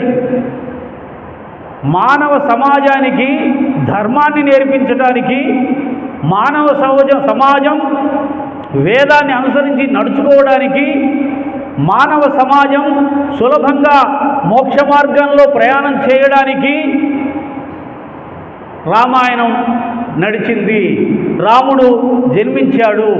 కాబట్టి రాముడు అంటే కేవలం రావణాసురుని సంహరించడానికి, అంటే దుష్ట శిక్షణ, శిష్ట సంరక్షణ చేయడానికి మాత్రమే కాదు, మనలాంటి మానవులందరికీ కూడా ధర్మం అంటే ఏమిటో అర్థం చేయడానికి ఆయన ఈ భూమి మీదకి వచ్చాడు. అని కూడా మనం అర్థం చేసుకోవాలి. కనుక ఈ వాల్మీకి ఈ యొక్క రచనను చేశారు. రామాయణం అనగా రాముని ప్రయాణం. ఆయనం అంటే నడక అంటారు, ఆయనం అంటే నడవడం. రాముడు నడిచినటువంటి విధానం ఏమిటో తెలియజెప్పేదే రామ ఆయనం. ఆ రాముడు నడిచిన విధానం ప్రకారంగా మనం గనక నడిస్తే మోక్షం కరతలామలకం. ధర్మ అర్థ కామ మోక్ష. ధర్మంగా జీవించాలి, ధర్మంగా కోరికలు తీర్చుకోవాలి, ధర్మంగా సంపాదన చేసుకోవాలి. ధర్మంగా సంపాదన చేసి ధర్మబద్ధమైన కోరికలు తీర్చుకున్నప్పుడు నువ్వు సహజంగానే మోక్షాన్ని పొందుతావు. కనుక మన ప్రతి ప్రవర్తనలో ప్రతి దానిలో ధర్మం ఉందా లేదా అని చూసుకుంటూ వెళ్ళగలగాలి. ఇదే మానవ జీవితం యొక్క పరమార్థం. అలాంటి ధర్మాన్ని ప్రస్తుతం పూర్తిగా గాలికి వదిలేశాం. అయినా కానీ మన అదృష్టవంతులమే. వాల్మీకి మహర్షి ఈ రామాయణాన్ని రచించినప్పుడు బ్రహ్మదేవుడిచ్చిన వరం ఏమిటంటే, ఈ భూమి మీద నదులు, పర్వతాలు, సముద్రాలు, కొండలు, కోనలు ఎంతకాలం ఉంటాయో అంతకాలం రామాయణం భూమి మీద నిలిచి ఉంటుంది. రామాయణాన్ని మానవులు గుర్తుంచుకున్నంత కాలం ధర్మం తప్పకుండా జీవిస్తారు అని చెప్పాడు. రామాయణాన్ని మరిచిన వాడు ధర్మాన్ని తప్పే అవకాశం కూడా ఉంది. కనుక రామాయణాన్ని, రాముణ్ణి ఎంత విస్తృతంగా ప్రచారం చేస్తే ధర్మం అంత విస్తృతంగా ప్రచారం చేయబడుతుంది. ధర్మో రక్షితి రక్షితః. ధర్మం ఎప్పుడైతే నువ్వు ఆచరిస్తావో ఆ ధర్మం నిన్ను కాపాడుతుంది. మరి ఎంతమంది మనం ఇంట్లో పనిచేస్తున్నప్పుడు కానీ, కుటుంబంలో మన బంధుమిత్రులతో మసలుతున్నప్పుడు కానీ, సమాజంలో తిరుగుతున్నప్పుడు కానీ, నేను మాట్లాడేది ధర్మబద్ధమైన మాటేనా, నేను చేస్తున్న పని ధర్మబద్ధమైన పనేనా, నా ఆలోచన ధర్మబద్ధంగా ఉందా, ఎవరికి ఇబ్బంది లేకుండా ఉందా అని ఆలోచించి మరీ ఎంతమంది మాట్లాడుతున్నాం, ఆలోచించి మరీ పనులు చేస్తున్నాం. అత్తగారితో మాట్లాడే కోడలు, కోడలు చూసుకునే అత్తగారు, భర్తతో మాట్లాడే భార్య, భార్యతో మాట్లాడే భర్త, తల్లిదండ్రులతో మాట్లాడే పిల్లలు, పిల్లల్ని ప్రేమించే తల్లిదండ్రులు. ఈ బంధాలన్నింటిలో కూడా ఒక ధర్మం ఉంటుంది, ఒక బాధ్యత ఉంటుంది. అవి తెలుసుకొని మసులుకుంటే ఆ కుటుంబం చాలా అద్భుతమైన కుటుంబంగా పేరు తెచ్చుకుంటుంది, నిలబడుతుంది, గొప్ప ఫలితాలు వస్తాయి. ఆ విధంగా రామాయణం మనని కుటుంబ వ్యవస్థలో, సామాజిక వ్యవస్థలో, దేశ బాధ్యతలో, ప్రపంచ బాధ్యతలో కూడా ధర్మబద్ధంగా జీవించేలా చేస్తుంది. ధర్మం ధర్మం ధర్మం, అదే రామాయణం యొక్క గొప్పతనం. రామాయణం రచించినటువంటి వాల్మీకి గొప్పతనాన్ని రామాయణం మొట్టమొదట చెప్తారు. పూజంతం రామ రామేతి మధురం మధురాక్షరం ఆరుహ్య కవితా శాఖ వందే వాల్మీకి కోకిలం. కవిత అనే ఒక కొమ్మ మీద కూర్చొని వాల్మీకి అనే కవి రామ రామ రామ రామ రామ రామ అంటూ మనకు రామాయణాన్ని అందజేశాడు అని చెబుతూ ఉంది. ఆపదామపహర్తారం దాతారం సర్వసంపదా లోకాభిరామో శ్రీరామో భూయో భూయో నమామ్యహం. ఆపదలన్నిటినీ తొలగించేవాడు, సర్వసంపదల్ని ప్రసాదించేవాడు, సకల లోకాలను కూడా మోహింపజేయగలిగినటువంటి సౌందర్యం కలిగిన వాడు అయినటువంటి రామభద్రుడికి నమస్కరిస్తూ ఉన్నాను. వైదేహీ సహితం సురద్రుమతలే హైమే మహామంటపే మధ్యే పుష్పకామాసనే మణిమయే వీరాసనే సుస్థితం అగ్రే వాజయతి ప్రభంజన సుతే తత్వం మునిభ్యం పరం వ్యాఖ్యాంతం భరతాదిపి పరివృతం రామం భజే శ్యామలం. అదిగో బాబాగారు ఎలా కాలు మీద కాలు వేసుకుని కూర్చున్నాడో రామభద్రుడు కూడా అలాగే కాలు మీద కాలు వేసుకుని కూర్చొని ఉండగా పక్కన సీతమ్మ తల్లి ఆయన తొడ మీద ఆసీనురాలై ఉండగా ఆంజనేయ స్వామి గారు ఆయన పాదాల దగ్గర కూర్చొని ఉండగా భరత లక్ష్మణ శత్రుఘ్నులు చుట్టూ కూడా పరివేష్టితులై ఉండగా ఇలా ఎదురుగా మీలాంటి ఎంతోమంది మునులు ఋషులు కూర్చొని ఉండగా రామచంద్రుడు కాలు మీద కాలేసుకొని కూర్చున్నాడంట. ఆ యొక్క దృశ్యాన్ని ఊహించి దాని భావన ఏం చెప్పారు అయ్యా అంటే, కాలు మీద కాలు వేసుకొని భగవంతుడు కానీ గురువు కానీ కూర్చున్నాడంటే అప్పుడు ఆయన ఆత్మజ్ఞానాన్ని తెలియచెప్పడానికి సిద్ధపడిన వ్యక్తిగా భావించాలి. ఎదురుగా కూర్చున్న వాళ్ళందరూ అయ్యా మాకు ఆత్మజ్ఞానాన్ని బోధించవయ్యా అని చెప్పి శ్రద్ధాభక్తులు ఉన్నటువంటి ఆత్మజ్ఞాన పిపాసులు శిష్య లక్షణాలు కలిగినటువంటి వాళ్ళు ఆ దృశ్యం అటువంటి దృశ్యం అని చెప్పారు. చాగంటి కోటేశ్వరరావు గారు చెప్పారు. బాబా గారు కాలు మీద కాలేసుకొని కూర్చున్నాడు కండి, దాని అర్థం ఏంటి అని అంటే రామచంద్రుడు కూడా కాలు మీద కాలేసుకొని కూర్చున్నప్పుడు ఆంజనేయ స్వామి మొట్టమొదటి ఉన్నాడంటే మోక్షం కావాలి, ఆత్మజ్ఞానం కావాలి, బ్రహ్మజ్ఞానం కావాలని కోరుకునే వాళ్ళలో మొట్టమొదటి అర్హత ఉన్నవాడు ఎవరై అంటే ఆంజనేయ స్వామి వారంట. అందుకని మొట్టమొదటి ఆయన కూర్చున్నాడు, తర్వాత మునులు కూర్చున్నారు, ఆ తర్వాత భరత లక్ష్మణ శత్రుఘ్నులు ఉన్నారంట. వైదేహి సహితం సురద్రుమతలే హైమే మహామంటపే మధ్యే పుష్పకమాసనే మణిమయే వీరాసనే సుస్థితం అగ్రే వాచయతి ప్రభంజన సుతే తత్వం మునిభ్యం పరం వ్యాఖ్యాంతం భరతాదిపి పరివృతం రామౌ భజే శ్యామలం. అదిగో కూర్చున్నాడు చూడండి, కాలు మీద కాలుస్తే అలా కూర్చున్నాడు ఆయన. తర్వాత ఆంజనేయ స్వామి వారి ప్రార్థన చేసుకోవాలి. ఎందుకంటే రామాయణంలో ఆంజనేయ స్వామి లేకపోతే రామాయణమే లేదు. అన్ని పాత్రలు ఒక అద్భుతమే రామాయణంలో. లక్ష్మణుడు లేకపోతే రామాయణం లేదని చెప్పొచ్చు, భరతుడు లేకపోతే రామాయణం లేదని చెప్పొచ్చు, సీతమ్మ వారు లేకపోతే రామాయణం లేదని చెప్పవచ్చు, రాముడు లేకపోతే ఇలా ప్రతి పాత్ర కూడా అద్భుతమైనటువంటి గొప్ప గొప్ప లక్షణాలు కలిగి ఉన్నాయి. రామాయణం అంతా అద్భుతమైనటువంటి లక్షణాలు కలిగిన వాళ్ళే. అందుకనే అనిపిస్తుంది ఒక్కోసారి, అబ్బా ఈ కలియుగంలో ఎందుకున్నా ఒక్కసారి మనందరం రామాయణ కాలానికి వెళ్ళిపోదాం, ఎంత బాగుంటుంది. ఇప్పుడు నన్ని కుళ్ళు కుతంత్రాలు ఈర్ష్య ద్వేషాలు, రామాయణం ఒక అద్భుతమైనటువంటి కాలం. అతులిత బలధామం స్వర్ణశైలావదేహం ధనుజవన కృశానం జ్ఞానినాం అగ్రగణ్యం సకల గుణ నిధానం వానరానామధీశం రఘుపతి ప్రియభక్తం వాతజాతం నమామి.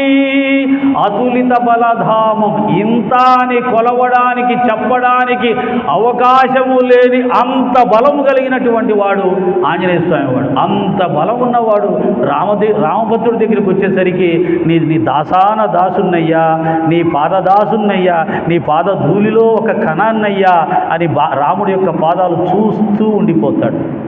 భక్తుడి లక్షణం. ఎంత శక్తివంతుడైనా భక్తుడు భగవంతుడి దగ్గర ఆయన పాద దాసుడిగా ఉండడానికే ఇష్టపడతాడు. అటువంటి దాస్యభక్తిని కూడా మనం సంపాదించుకోవాలి.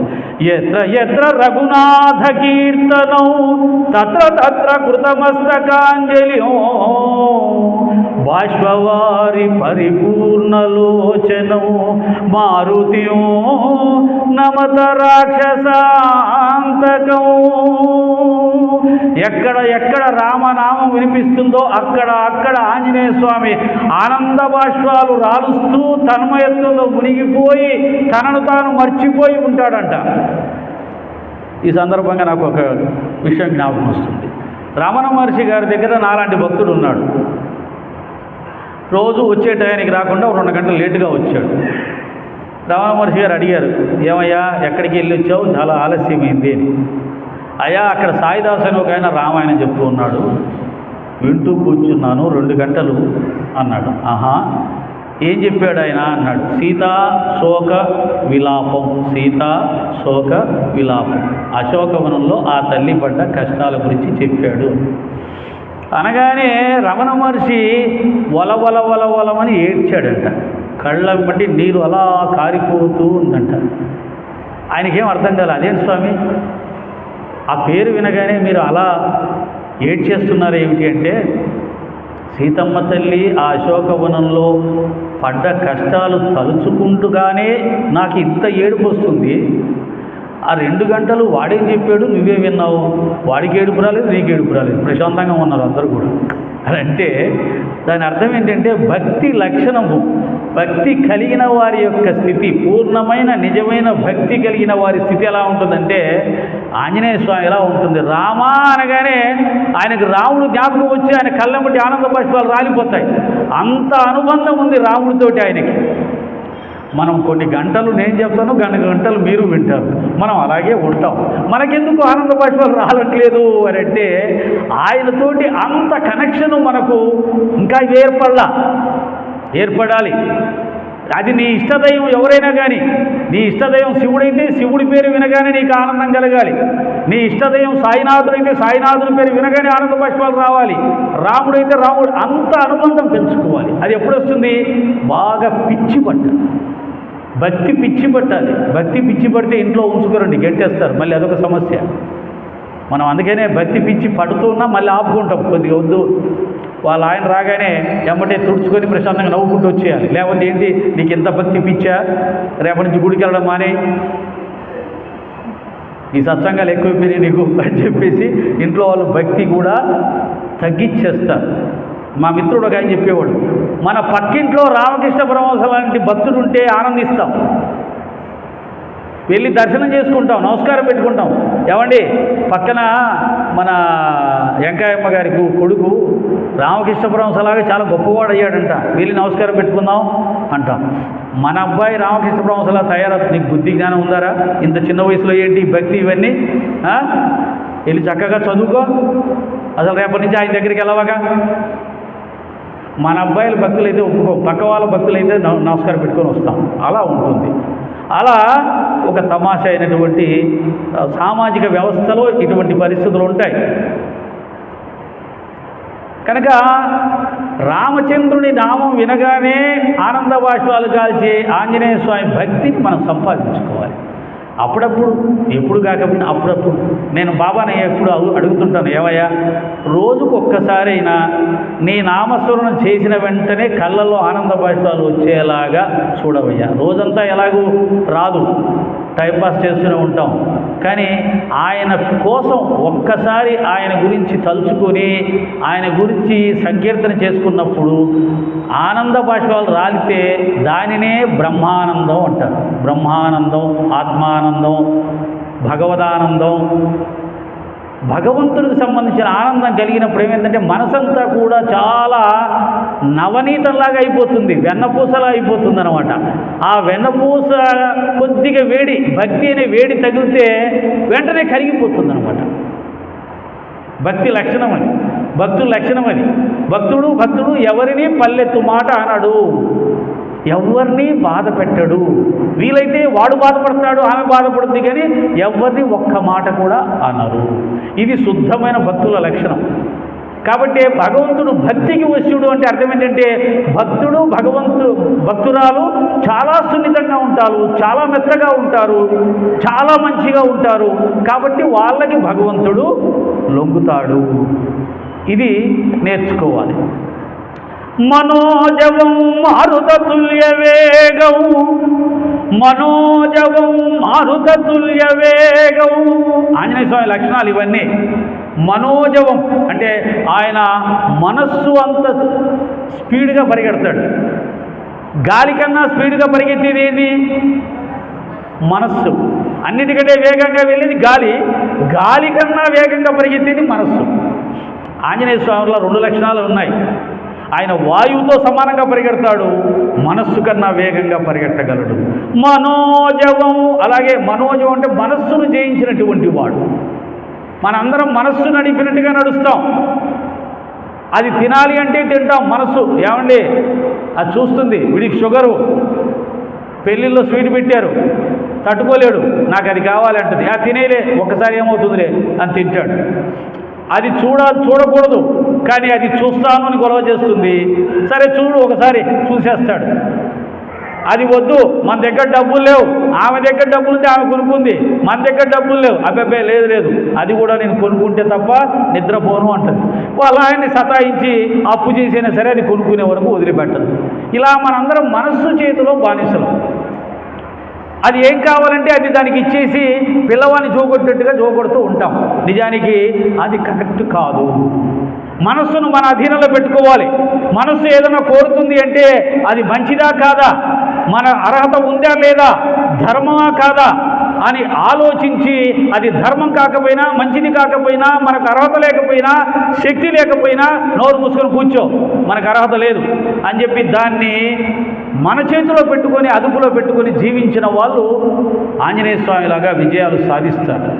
ఏది చూస్తే అది కావాలి, ఏది చూస్తే అది ఆశించడం, ఇవన్నీ కూడా బలహీనతల కింద వస్తాయి. ఈ బలహీనతలు ఇవి లేకపోతే,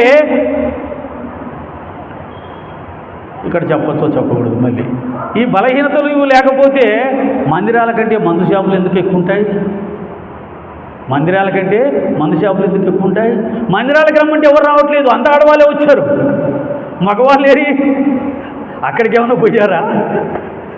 అంటే విశేషం ఏంటంటే ఆడవాళ్ళేమో ఆధ్యాత్మిక కార్యక్రమాలకి, మగవాళ్ళేమో ఎక్కడికో వెళ్తుంటారు. కాబట్టి ఈ యొక్క మనసును అదుపులో పెట్టుకున్నవాడు దుర్వ్యసనాలకు బానిస కాడు, సంసారాన్ని బజార్లో పడవేసుకోడు, అప్పుల పాలు కాడు, అపకీర్తి పాలు కాడు, భార్యని బాధ పెట్టడు, పిల్లల్ని ఇబ్బంది పెట్టడు, తన ఆరోగ్యాన్ని నాశనం చేసుకోడు. కాబట్టి సత్సంగం అంటే మనని మనం సంస్కరించుకునేదే. కాబట్టి ఇలాంటి విషయాలు కూడా అవసరమే కదా.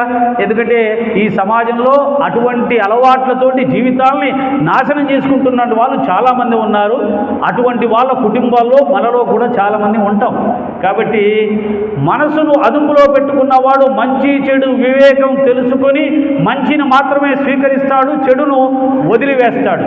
వాడిని మనస్సును జయించిన వాడు అంటారు. అందుకని ఆంజనేయ స్వామి వారు మనస్సును జయించిన వాడు కాబట్టి మనోజవం, మారుతతుల్య వేగం, జితేంద్రియం, ఇంద్రియాలను జయించినటువంటి వాడు, బుద్ధిమతాం వరిష్టం, బుద్ధితో ప్రవర్తిస్తాడు. ఏది మంచి ఏది చెడు తెలుసుకొని మంచిని మాత్రమే ఆచరిస్తాడు, చెడును దగ్గరికి కూడా రానివ్వడు. బుద్ధిమతాం వరిష్టం. ఈ లక్షణాలన్నీ మనకు లేకపోవడం వల్లనే మన పిల్లలు కానీ మన ఇంట్లో వాళ్ళు కానీ చాలా బలహీనమైన జీవితాలు జీవిస్తూ సంసారాలను నరకప్రాయం చేసుకుంటూ ఉన్నారు. కాబట్టి ఆంజనేయ స్వామిని ఆరాధ్య దైవంగా పెట్టుకోవాలి.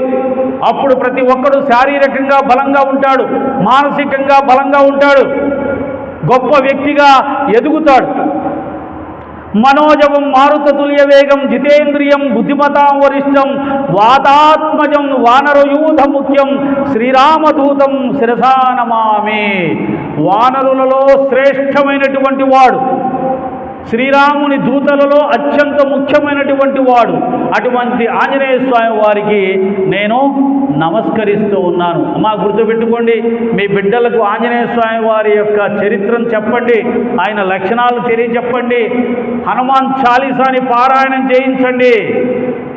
జయ హనుమాన జ్ఞాన గుణ సాగర, జయ కపీసతి హులోక ఉజాగర, రామదూత అతులిత బలధామ, అంజని పుత్ర పవన సుతనామ, మహావీర విక్రమ భజరంగి, కుమతి నివార సుమతి కేసంగి. అది కేవలం చదివితే చాలు, ఎంతో ధైర్యం వస్తుంది, ఎంతో బుద్ధి వస్తుంది, ఎంతో శక్తి వస్తుంది. ఇవన్నీ వదిలేశాం కాబట్టి మన పిల్లకాయలందరూ ఎక్కడెక్కడికో వెళ్తున్నారు, ఏమేమో చేస్తున్నారు. తల్లిదండ్రులు చెప్తే వినే పరిస్థితి దాటిపోయి ప్రవర్తిస్తున్నారు, ఇష్టారాజ్యంగా ప్రవర్తిస్తున్నారు. సమాజం ఎటుపోతుందో తెలియదు, పెద్ద చిన్న లేదు, అడిగే వాళ్ళు లేరు, అంతా డబ్బు డబ్బు డబ్బు డబ్బు రాజ్యం వెళ్తుంది.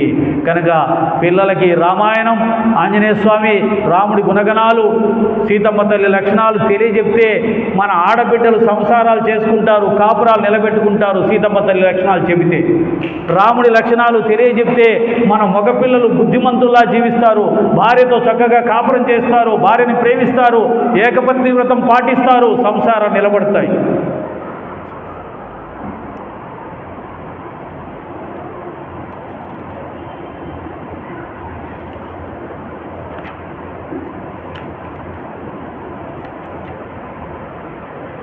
చెప్తారా రామాయణాన్ని పిల్లలకి? టైం ఎక్కడుంది స్వామి? సీరియల్స్ ఒకదాని తర్వాత ఒకటి సీరియల్స్ కంటిన్యూగా వస్తుంటే మా ఆయనేమో 72 ఇంచుల టీవీ కొని పెడితే అని దానికి ఇవ్వాల్సిన దానికి ఇవ్వండి, పిల్లలకి ఇవ్వాల్సిన టైం పిల్లలకి ఇవ్వండి, ఎవరికి ఇవ్వాల్సిన సమయాన్ని వాళ్ళకి ఇస్తూ ఉన్నప్పుడు ఆ సంసారం చక్కగా ఉంటుంది. ఇవన్నీ చెప్పుకున్న తర్వాత రామాయణంలోకి రావాలి.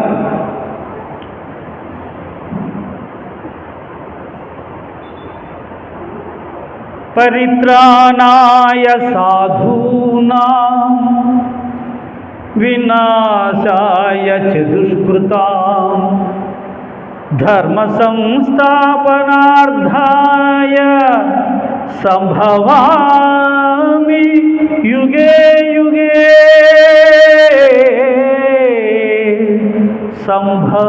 సంభవామి యుగే యుగే.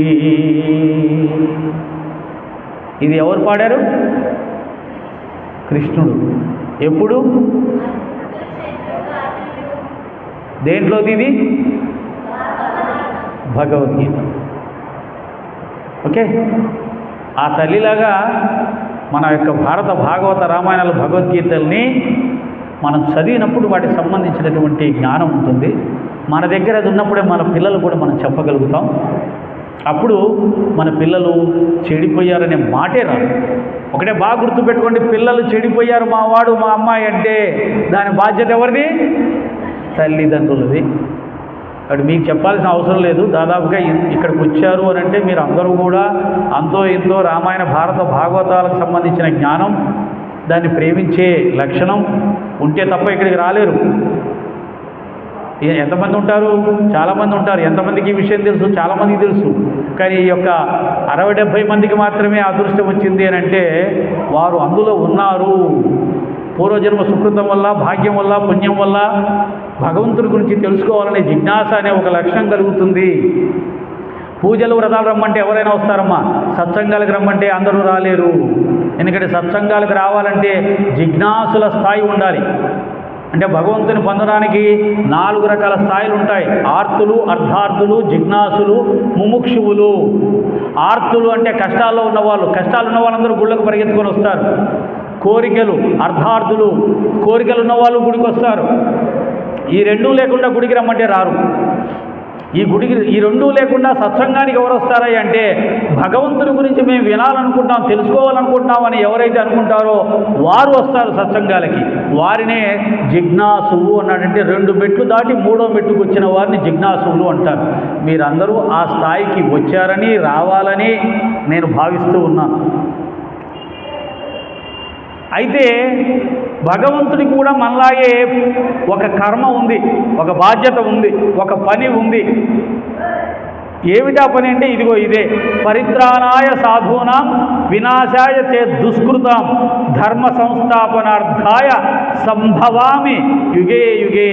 ఏ కాలమునందు ధర్మము నశించి అధర్మము వృద్ధి చెందుతుందో ఆయా సమయములందు నేను అవతరించి దుష్ట శిక్షణ, శిష్ట సంరక్షణ గావిస్తాను. ఇదే నా కర్తవ్య కర్మ అన్నాడు. ఒక్కొక్కసారి భగవదవతారంగా అవతరించి దుష్ట శిక్షణ చేస్తాడు. ఒక్కొక్కసారి సాయినాథులు లాంటి గురుస్వరూపంగా కూడా అవతరించి ధర్మస్థాపన చేస్తాడు.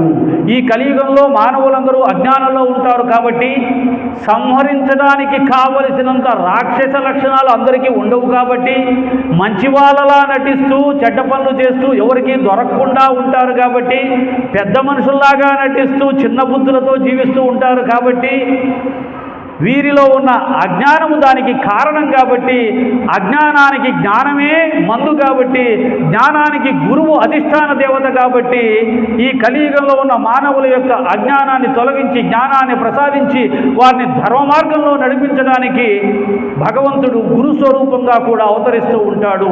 ఆ విధంగా భూమి మీద పుట్టినటువంటి మొట్టమొదటి అవతారం గురు స్వరూపం దత్తాత్రేయ స్వామి. ఆ తర్వాత దత్తాత్రేయ స్వామి కలియుగంలో 5 అవతారాలు ఎత్తారు అని చెప్తూ ఉన్నారు. శ్రీపాద వల్లభుడు పిఠాపురంలో వెలిసి ఉన్నారు. నృసింహ సరస్వతి గానిగాపురంలో వెలిసి ఉన్నారు. స్వామి సమర్థ ఎక్కడ? అక్కలకోటలో వెలిసి ఉన్నారు. మాణిక్య నగర్లో మాణిక్య ప్రభు వెలిసి ఉన్నాడు. 5 షిరిడి సాయిబాబా వారు షిరిడి మహాక్షేత్రంలో వెలిశారు. అందుకనే ఈ ప్రస్తుతము ప్రపంచమంతా కూడా గురువు అనగానే ఎవరు గుర్తొస్తున్నారు? సాయిబాబా వారు గుర్తొస్తున్నారు. కాబట్టి గురు పౌర్ణమి అనగానే వేలాది మంది ఏ గుడికి వెళ్తున్నారు? బాబా గారి దగ్గరికి వెళ్తున్నారు. ఊరికనే వెళ్ళరమ్మా. దత్తాత్రేయ స్వామి పరిపూర్ణమైన అవతారం కాబట్టి సాయినాథుల వారు సాయిబాబా వారి మందిరాలకు మాత్రమే గురు పౌర్ణమి కాస్త ఇప్పుడు ఎలా మారిపోయింది? సాయిబాబా పౌర్ణమిగా మారిపోయింది. అది ప్రస్తుతం యొక్క గురుస్వరూపం సాయినాథుడి రూపంలో మనకు దర్శనమిస్తూ ఉంది. కనుక ఆ విధంగా భగవంతుడు దైవ స్వరూపాలుగా అవతరిస్తాడు, గురు స్వరూపాలుగా అవతరిస్తూ ఉంటాడు అని తెలియజేస్తూ భగవంతుడు దశావతారాలు 10 అవతారాలు ఎత్తి ఈ యొక్క భూమిని ప్రపంచాన్ని ధర్మ మార్గంలో నడిపించే ప్రయత్నం చేస్తాడు అని చెప్పి పురాణాల్లో మనకు చెప్పబడింది. దశావతారాలు ఎవరైనా చెప్పగలుగుతారా? మొత్తం 10 అవతారాలు. కొద్దిగా కష్టమే. అమ్మాయి వచ్చింది, చెప్పు. 1 కూర్మావతారం,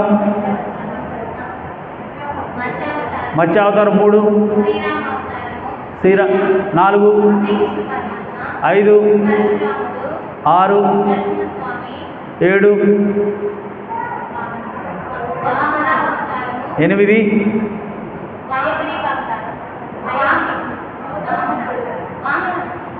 వామన చెప్పారు. బుద్ధుడు కలికి అయిపోయింది. 10 వచ్చేసే దశావతారం. ఓకే, అద్భుతమైనటువంటి ఈ దశావతారాల్ని జయదేవ కవి అద్భుతమైన రచన చేశాడు. నాకు ఇష్టం. నేను అలాగే పాడలేకపోయినా నా ఆనందం కోసం పాడతాను. మీరు కూడా ఆనందంగా పడక తప్పదు. ఎందుకంటే ఏమండి, ఆ రాగం రాలేదు అనవాకండి, నాకు రాగం రాదు కాబట్టి. ఓకే. ప్రళయపయోధి జలే ధృతవానసి వేదం విహితవహీత్ర చరిత్రమఖేదం కేశవాధృత మీన శరీర జయ జగదీశ హరే. మీన శరీర అంటే చాప అవతారం, మత్స్యావతారం. ఏ సందర్భంలో అంటే సోమకుడు అనే ఒక రాక్షసుడు కృతయుగంలో సత్యయుగంలో బ్రహ్మదేవుడి దగ్గర నుంచి వేదాలను అపహరించి సముద్రంలో మునిగాడంట, దాక్కున్నాడు. అప్పుడు నారాయణుడు మత్స్యావతారం అనగా చాపావతారం ఎత్తి సముద్రంలో ప్రవేశించి ఆ సోమకుడు అనే రాక్షసుని సంహరించి ఆ వేదాలు తీసుకొని వచ్చి బ్రహ్మదేవుడికి అప్పగించాడు. ఇది మొట్టమొదటి అవతారం. వసతి దశన శిఖరే ధరణి తవ లగ్న శశిని కలంకలేవని మగ్న కేశవాధృత సూకర రూప జయ జగదీశ హరే జయ జగదీశ హరే. హిరణ్యకశిపుని సోదరుడైనటువంటి హిరణ్యాక్షుడు భూమండలాన్ని బంతిలాగా చేసుకొని ఆటలాడుతూ భూమాతను బాధ పెడుతూ ఉంటే శ్రీమన్నారాయణుడు వరాహ రూపం అవతరించి ఆ యొక్క హిరణ్యాక్షుని సంహరించి భూమాతని కాపాడాట. చాలా ఆశ్చర్య విషయం ఏంటంటే లక్షలాది సంవత్సరాల క్రితమే మన కృతయుగంలోనే భూమి గుండ్రంగా ఉంది అని చెప్పేసి మన వాళ్ళు చెప్పారు. ఎంత గొప్ప ఆశ్చర్యం! భూమిని బంతిలాగా చేసుకున్నాడు వాడు అంటే గుండ్రంగా ఉంది అని. మధ్యలో కొంతమంది వచ్చి భూమి బలపరచుగా ఉంది, బలలాగా ప్లేన్గా ఉంది అని చెప్పారు. కాదు, గుండ్రంగా ఉందని ఏనాడో ఆనాడే హిరణ్యాక్షుని యొక్క చరిత్రలో మనకు తెలియచెప్పడం జరిగింది. మన పూర్వీకుల యొక్క జ్ఞానం అమోఘం, అద్భుతం కదా అనిపిస్తుంది. తవ కర కమలవరేకమద్భుత శృంగం దళిత హిరణ్యకశిపు తను భృంగం కేశవాదృత నరహరి రూప జయ జగదీశ హరే జయ జగదీశ హరే. ప్రహ్లాదుని అనేక విధాల బాధ పెడుతూ కుమారుడైనా కానీ కనికరం లేకుండా దుర్మార్గంగా ప్రహ్లాదుని సంహరించాలని ప్రయత్నం చేస్తున్నటువంటి రాక్షసరాజైనటువంటి హిరణ్యకశిపుణ్ణి సంహరించడానికి ఆ నారాయణుడు నరసింహస్వామిగా అవతరించిన విషయం మనకు తెలియజెప్తూ ఉన్నాడు. క్షిధిరతి విపులతర తవ తిష్టతి పృష్ఠే ధరణీధరనకిన చక్రగరిష్ఠే కేశవాదృత కచ్చపరూప జయ జగదీశ హరే.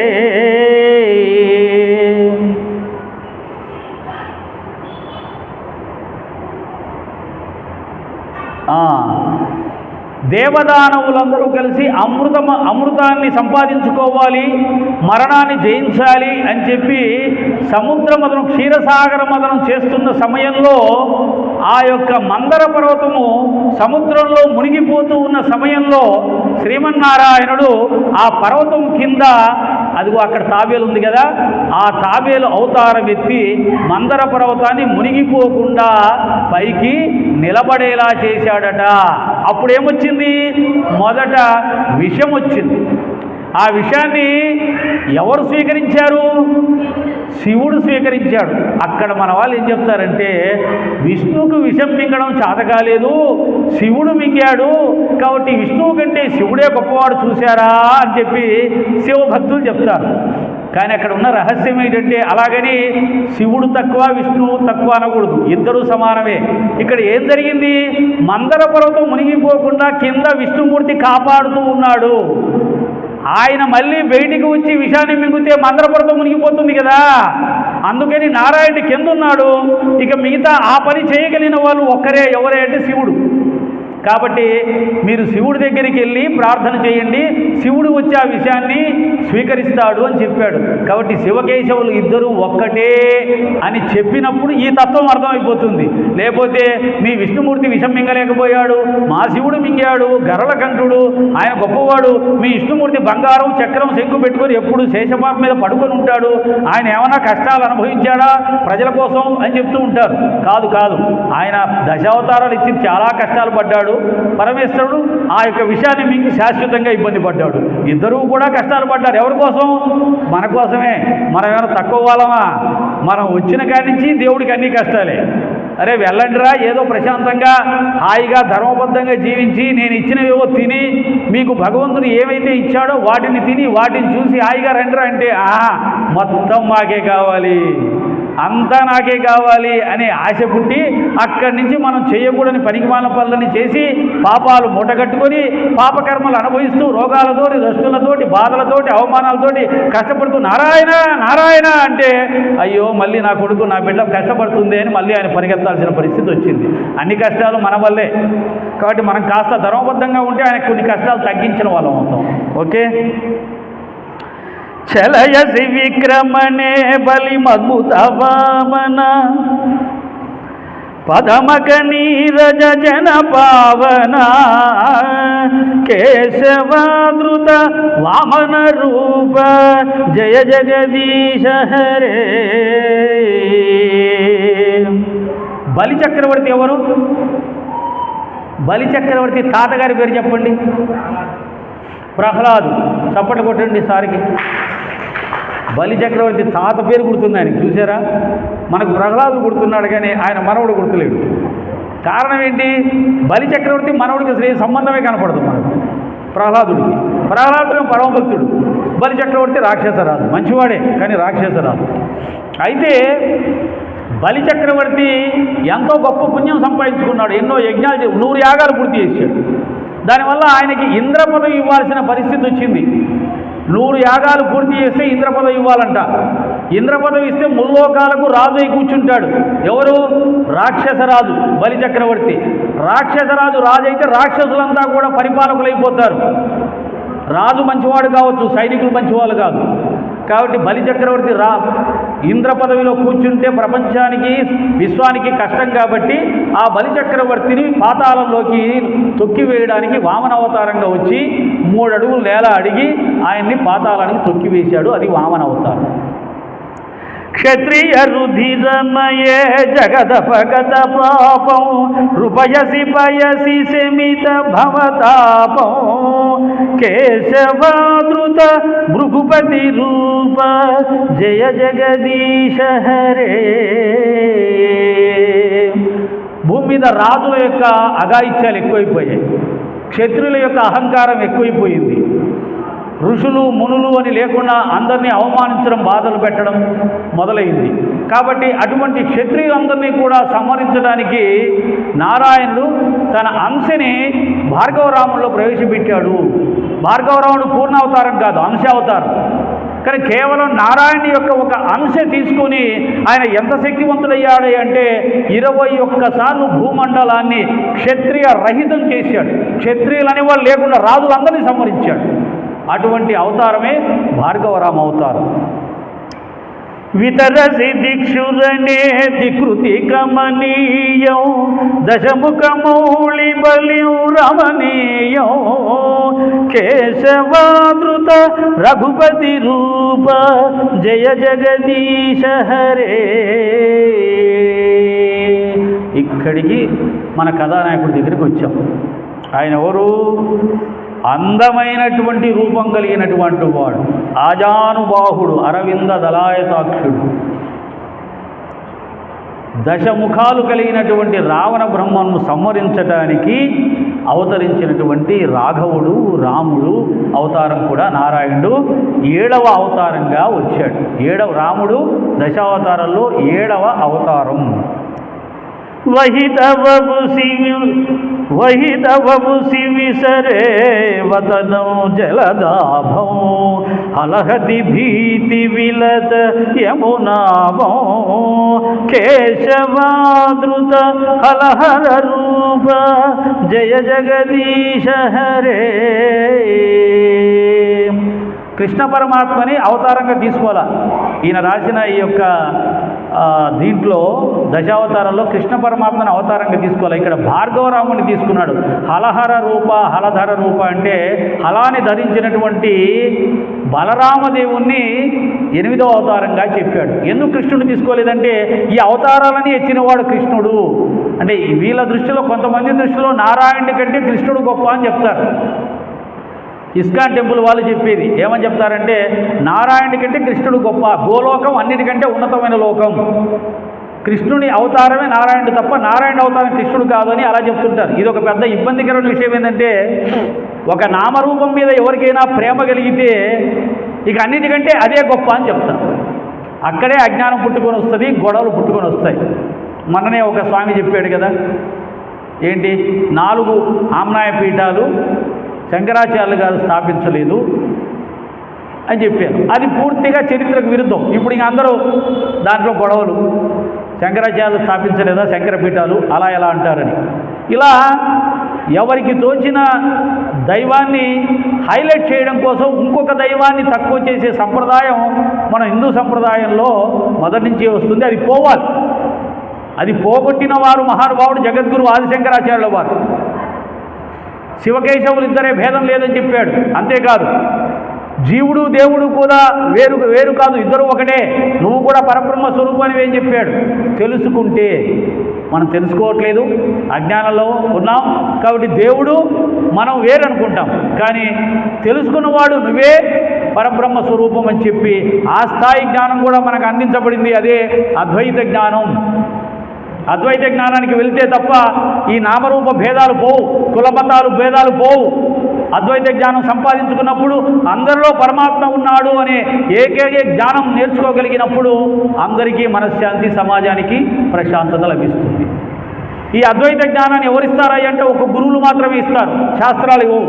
శాస్త్రాలు అద్వైత జ్ఞానాన్ని ఇవ్వవు, గురువులు ఇస్తారు.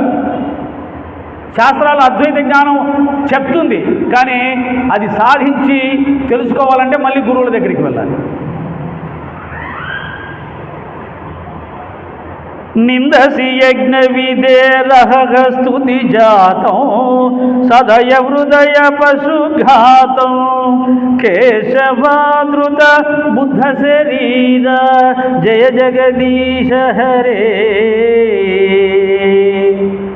యజ్ఞయాగాదులకే పరిమితమైపోయి, పూజలు వ్రతాలకే పరిమితమైపోయి, తీర్థయాత్రలు మాత్రమే చేసుకుంటూ మనస్సును జయించకుండా, ఇంద్రియాలను నిగ్రహించకుండా, కోరికలను విడిచిపెట్టకుండా, మన యొక్క గుణాలను సరిచేసుకోకుండా,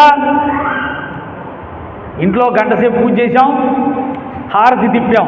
అదేదో సినిమాలో ఒక కామెడియన్ ఆమె పూజ చేసి హారతలు ఇస్తే ఫోటోలు మొత్తం పాడైపోయి, ఫోటోలంతా మసిపట్టిపోయి అసలు దేవుళ్ళు అక్కడ ఉన్నారా లేరా అన్నంతగా మసిపట్టిపోయారు. అంత బాగా పూజ చేస్తుంది. కానీ వాళ్ళ ఆయన్ని మాత్రం ఏమండి రండి అని చెప్పేసి లాగి కింద పడేస్తుంది. ఆ రకమైనటువంటి మన లవకుశలు కూడా చూసాం. సూర్యకాంతం పాదపూజ ఏమండి రండి పాదపూజ. వద్దే తల్లి నువ్వు వద్దు, నీ పాదపూజ వద్దు, అలా అనకూడదండి, పతివ్రత లక్షణాలు పోతాయి, రండి అని పాదాలు బలవంతంగా లాగి కింద పడేసి పాదపూజ చేయడం ఇవన్నీ మనం చూస్తుంటాం. కాబట్టి ఈ యొక్క భక్తి లక్షణాల్లో విపరీతమైన భక్తి లక్షణాలు కూడా ఉంటాయి కొన్ని. అలా కాకుండా కొన్ని మంచి ఒక పద్ధతితో చేసుకోవాలి. అయితే ఈ యజ్ఞాలు, యాగాలు, పూజలు, వ్రతాలు చేసుకుంటూ కుక్క రాగానే కర్ర తీసుకుని కొట్టే లక్షణాలు ఉంటాయి. ఒక అడుగు తినేవాడు పిచ్చివాడు రాగానే దున్నపోతులు అవురావు కదా, పని చేసుకోవచ్చు కదా అని వాడిని తిట్టే లక్షణాలు ఉంటాయి. అత్త ముసలిదైపోయి, మామ ముసలిదైపోయి, అమ్మ కొద్దిగా టీ తెచ్చిస్తావా అంటే అబ్బా ఈ టీ కాఫీ లేకపోతే చచ్చిపోతున్నాం, ఎప్పుడు ఈ ముసలోళ్ళకి ఎప్పుడు పోతారో ఏంటో అని అనుకుంటూ చేసే సేవలు, పూజలు. పూజ చేస్తూ ఉంటారు, పిల్లలు అల్లరి చేస్తున్నారు, అమ్మ ఆకలేస్తుంది ఉండరా, దేవుడికి ఇంకా ప్రసాదం పెట్టలేదు, దేవుడికి నైవేద్యం పెట్టాలి, ఇంకా గంట సేపు ఉంది, అప్పుడే ఏంటి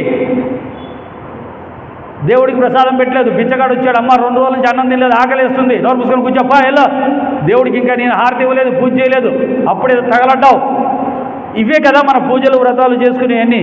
ఇలాగే చేస్తాం. ముసలాళ్ళకి పెట్టాం, బిచ్చగాడికి పెట్టాం, పిల్లలకి పెట్టాం, పూజ అయ్యే వరకు వాళ్ళు చచ్చినా పెట్టాం. ఆకలితో చచ్చిపోయిన తర్వాత అయ్యో చచ్చాడని ఏడుస్తాం. ఇలా మనకు ఉంటాయి. ఇవన్నీ కాదు. ఈ పూజల వల్ల, ఈ వ్రతాల వల్ల, ఈ యాత్రల వల్ల వారం రోజులు యాత్రలకు వెళ్తాం, ఇంట్లో అత్తకు అన్నం పెట్టేవాళ్ళు లేరు, మామకు కాఫీ ఇచ్చేవాళ్ళు లేరు, భర్తను టయానికి భోజనం పెట్టేవాళ్ళు లేరు. అయినా సరే తిరుపతికి వెళ్ళి సేవ చేసి రావాలి, శ్రీశైలం వెళ్ళి సేవ చేసి రావాలి, షిరిడీకి వెళ్ళి సేవ చేసి రావాలి. ఇలా తీర్థక్షేత్రాల్లో సేవ చేసే మహాపుణ్యం. ఇంట్లో భర్త ఎక్కడన్నా పోని, తల్లిదండ్రులు ఎక్కడన్నా పోని, అత్తమామలు ఎక్కడన్నా పోని, పిల్లలు ఏమైనా పోని, కానీ అక్కడికి వెళ్ళి పూజ చేస్తే మాకు చాలా పుణ్యం. ఇలాంటి పుణ్యాలు ఈ మధ్య ఎక్కువైపోయినాయి, ఇటువంటివి ఎక్కువైపోయినాయి. కాబట్టి ఇది కాదు మన సనాతన ధర్మంలో చెప్పింది. స్వధర్మో విఘ్న పరధర్మో భయావహ. మొట్టమొదట నీ ధర్మాన్ని నిర్వర్తించు. గృహస్థాశ్రమంలో ఉన్నప్పుడు గృహస్థుగా ఉండు. నీ వృద్ధాప్యంలో ఉన్న అత్తమామల సేవ చేసుకో. అది వెంకటేశ్వర స్వామి దగ్గరికి వెళ్ళి సేవ చేసిందనంటే 100 రెట్లు పుణ్యం వస్తుంది.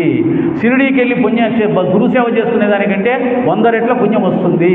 అలాగే నీ భర్త డ్యూటీకి వెళ్ళి ఇంటికి వచ్చేలోగా ఆయనకు భోజనం పెట్టి ఆయనకు కావాల్సిన సేవలు ఏమైనా ఉంటే చేసుకుంటే ఇంకెక్కడికో వెళ్ళిన దానికంటే కాశీకి వెళ్ళి పుణ్యం వస్తుంది. ఇంట్లో మనం చేయాల్సిన ధర్మాలు గాలికి వదిలేసి ఎక్కడికో వెళ్ళి చేస్తే పుణ్యం వస్తుంది అనే ఈ రోజుల్లో ఇటువంటి భక్తి ఎక్కువైపోయింది.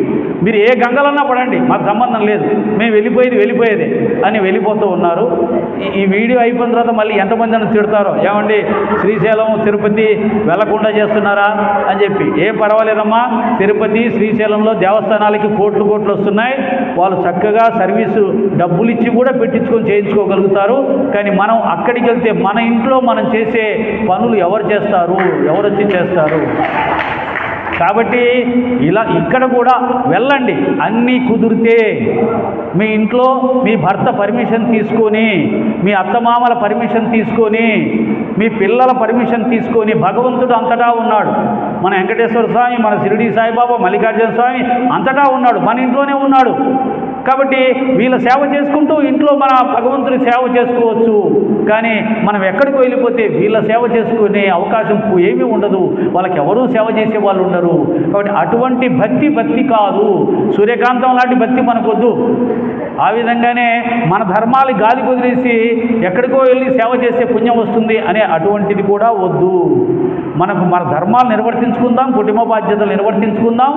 ఆ తర్వాత మిగిలిన దాన్ని భగవంతుడికి తప్పకుండా అర్పిద్దాం. ఇంకా చెప్పాలి అంటే గృహస్థు తన యొక్క ధర్మాన్ని నిర్వర్తించుకుంటూ ఆచరించే ఒక అద్భుతమైన భక్తి సాధన మనకిచ్చారు మహర్షులు, నామస్మరణ. అంట్లు తోముకుంటున్నావా, భగవాన్ నామస్మరణ చేసుకో, నారాయణ నారాయణ నారాయణ. బట్టలు ఉతుకుతున్నావా, నారాయణ నారాయణ నారాయణ అనుకుంటే బట్టలు ఉతకండి. బట్టలు ఉతికేటప్పుడు మీ ఆయన మీద కోపం ఉంటే మా ఆయన్నే ఉతుకుతున్నానని చెప్పి ఉతకండి. అంటే మళ్ళీ నిజంగా ఉతికితే మళ్ళీ పెద్ద ప్రమాదం కాబట్టి బట్టలు ఉతికేటప్పుడు అనుకుందాం, ఆయన బట్టలే ఉతుకుతున్నాం, చక్కగా మురికిపోతుంది, కోపం వెళ్ళిపోయింది, ఆయన తిట్టినా కొట్టినా కానీ సాయిరాం అనుకుని హాయి కాపురం చేసుకుంటాం. కాబట్టి ఆ విధంగా ఇవన్నీ తమాషాకి మళ్ళీ సీరియస్గా తీసుకొని గొడవలకు రావద్దు. ఆ విధంగా మన యొక్క ధర్మాన్ని నిర్వర్తించుకుంటూ, మన యొక్క గృహస్థ కర్మలు నిర్వర్తించుకుంటూ భగవన్నామస్మరణ చేసుకునే అవకాశం ఇచ్చారు. కాబట్టి ఎక్కడికో వెళ్ళి వారం రోజులు 10 రోజులు ఉండి వస్తేనే భక్తి కాదు, మన యొక్క గృహస్థాశ్రమ ధర్మాన్ని నిర్లక్ష్యం చేయవద్దు అని చెప్పడానికి మాత్రమే. ఎవరైతే 60 సంవత్సరాలు దాటాయో, పిల్లల పెళ్ళిళ్ళు చేసేసి ఉన్నారో, బాధ్యతలు తీరిపోయాయో, వాళ్ళు మాత్రం మళ్ళీ మనవరాలంటూ వాళ్ళ పిచ్చిలో పడకుండా, మనవాళ్ళంటూ వాళ్ళ పిచ్చిలో పడకుండా 60 సంవత్సరాలు దాటిన వాళ్ళు మాత్రం చక్కగా భార్యాభర్తలు ఇద్దరు కలిసి తిరుపతికి వెళ్ళండి, స్వామివారిని సేవ చేయండి. వారం కాకపోతే 4 రోజులు శ్రీశైలం వెళ్ళండి, స్వామివారి సేవ చేయండి. కానీ సంసారం మధ్యలో ఉన్న వాళ్ళు, బాధ్యతలు ఉన్న నేను అలా చూస్తున్నాను, చాలా బాధాకరం.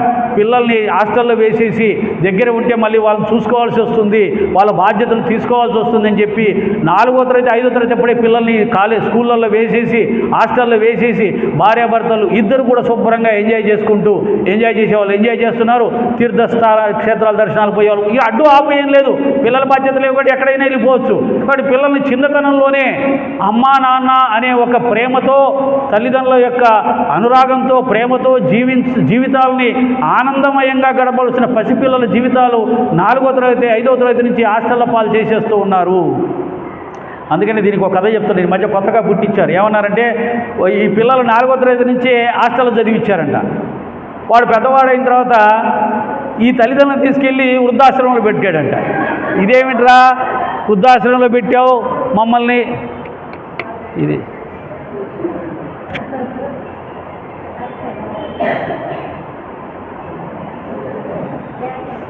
బ్యాటరీ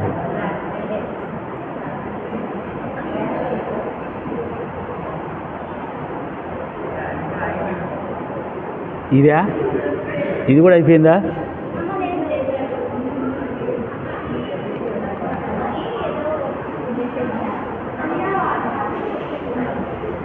చంద్ర వస్తుందా?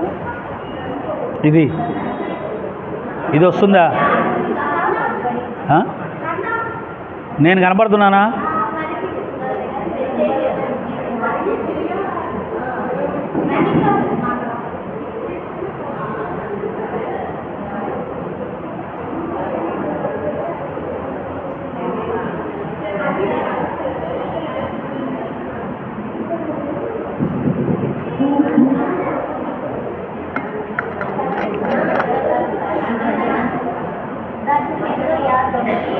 రన్ అవుతుందా?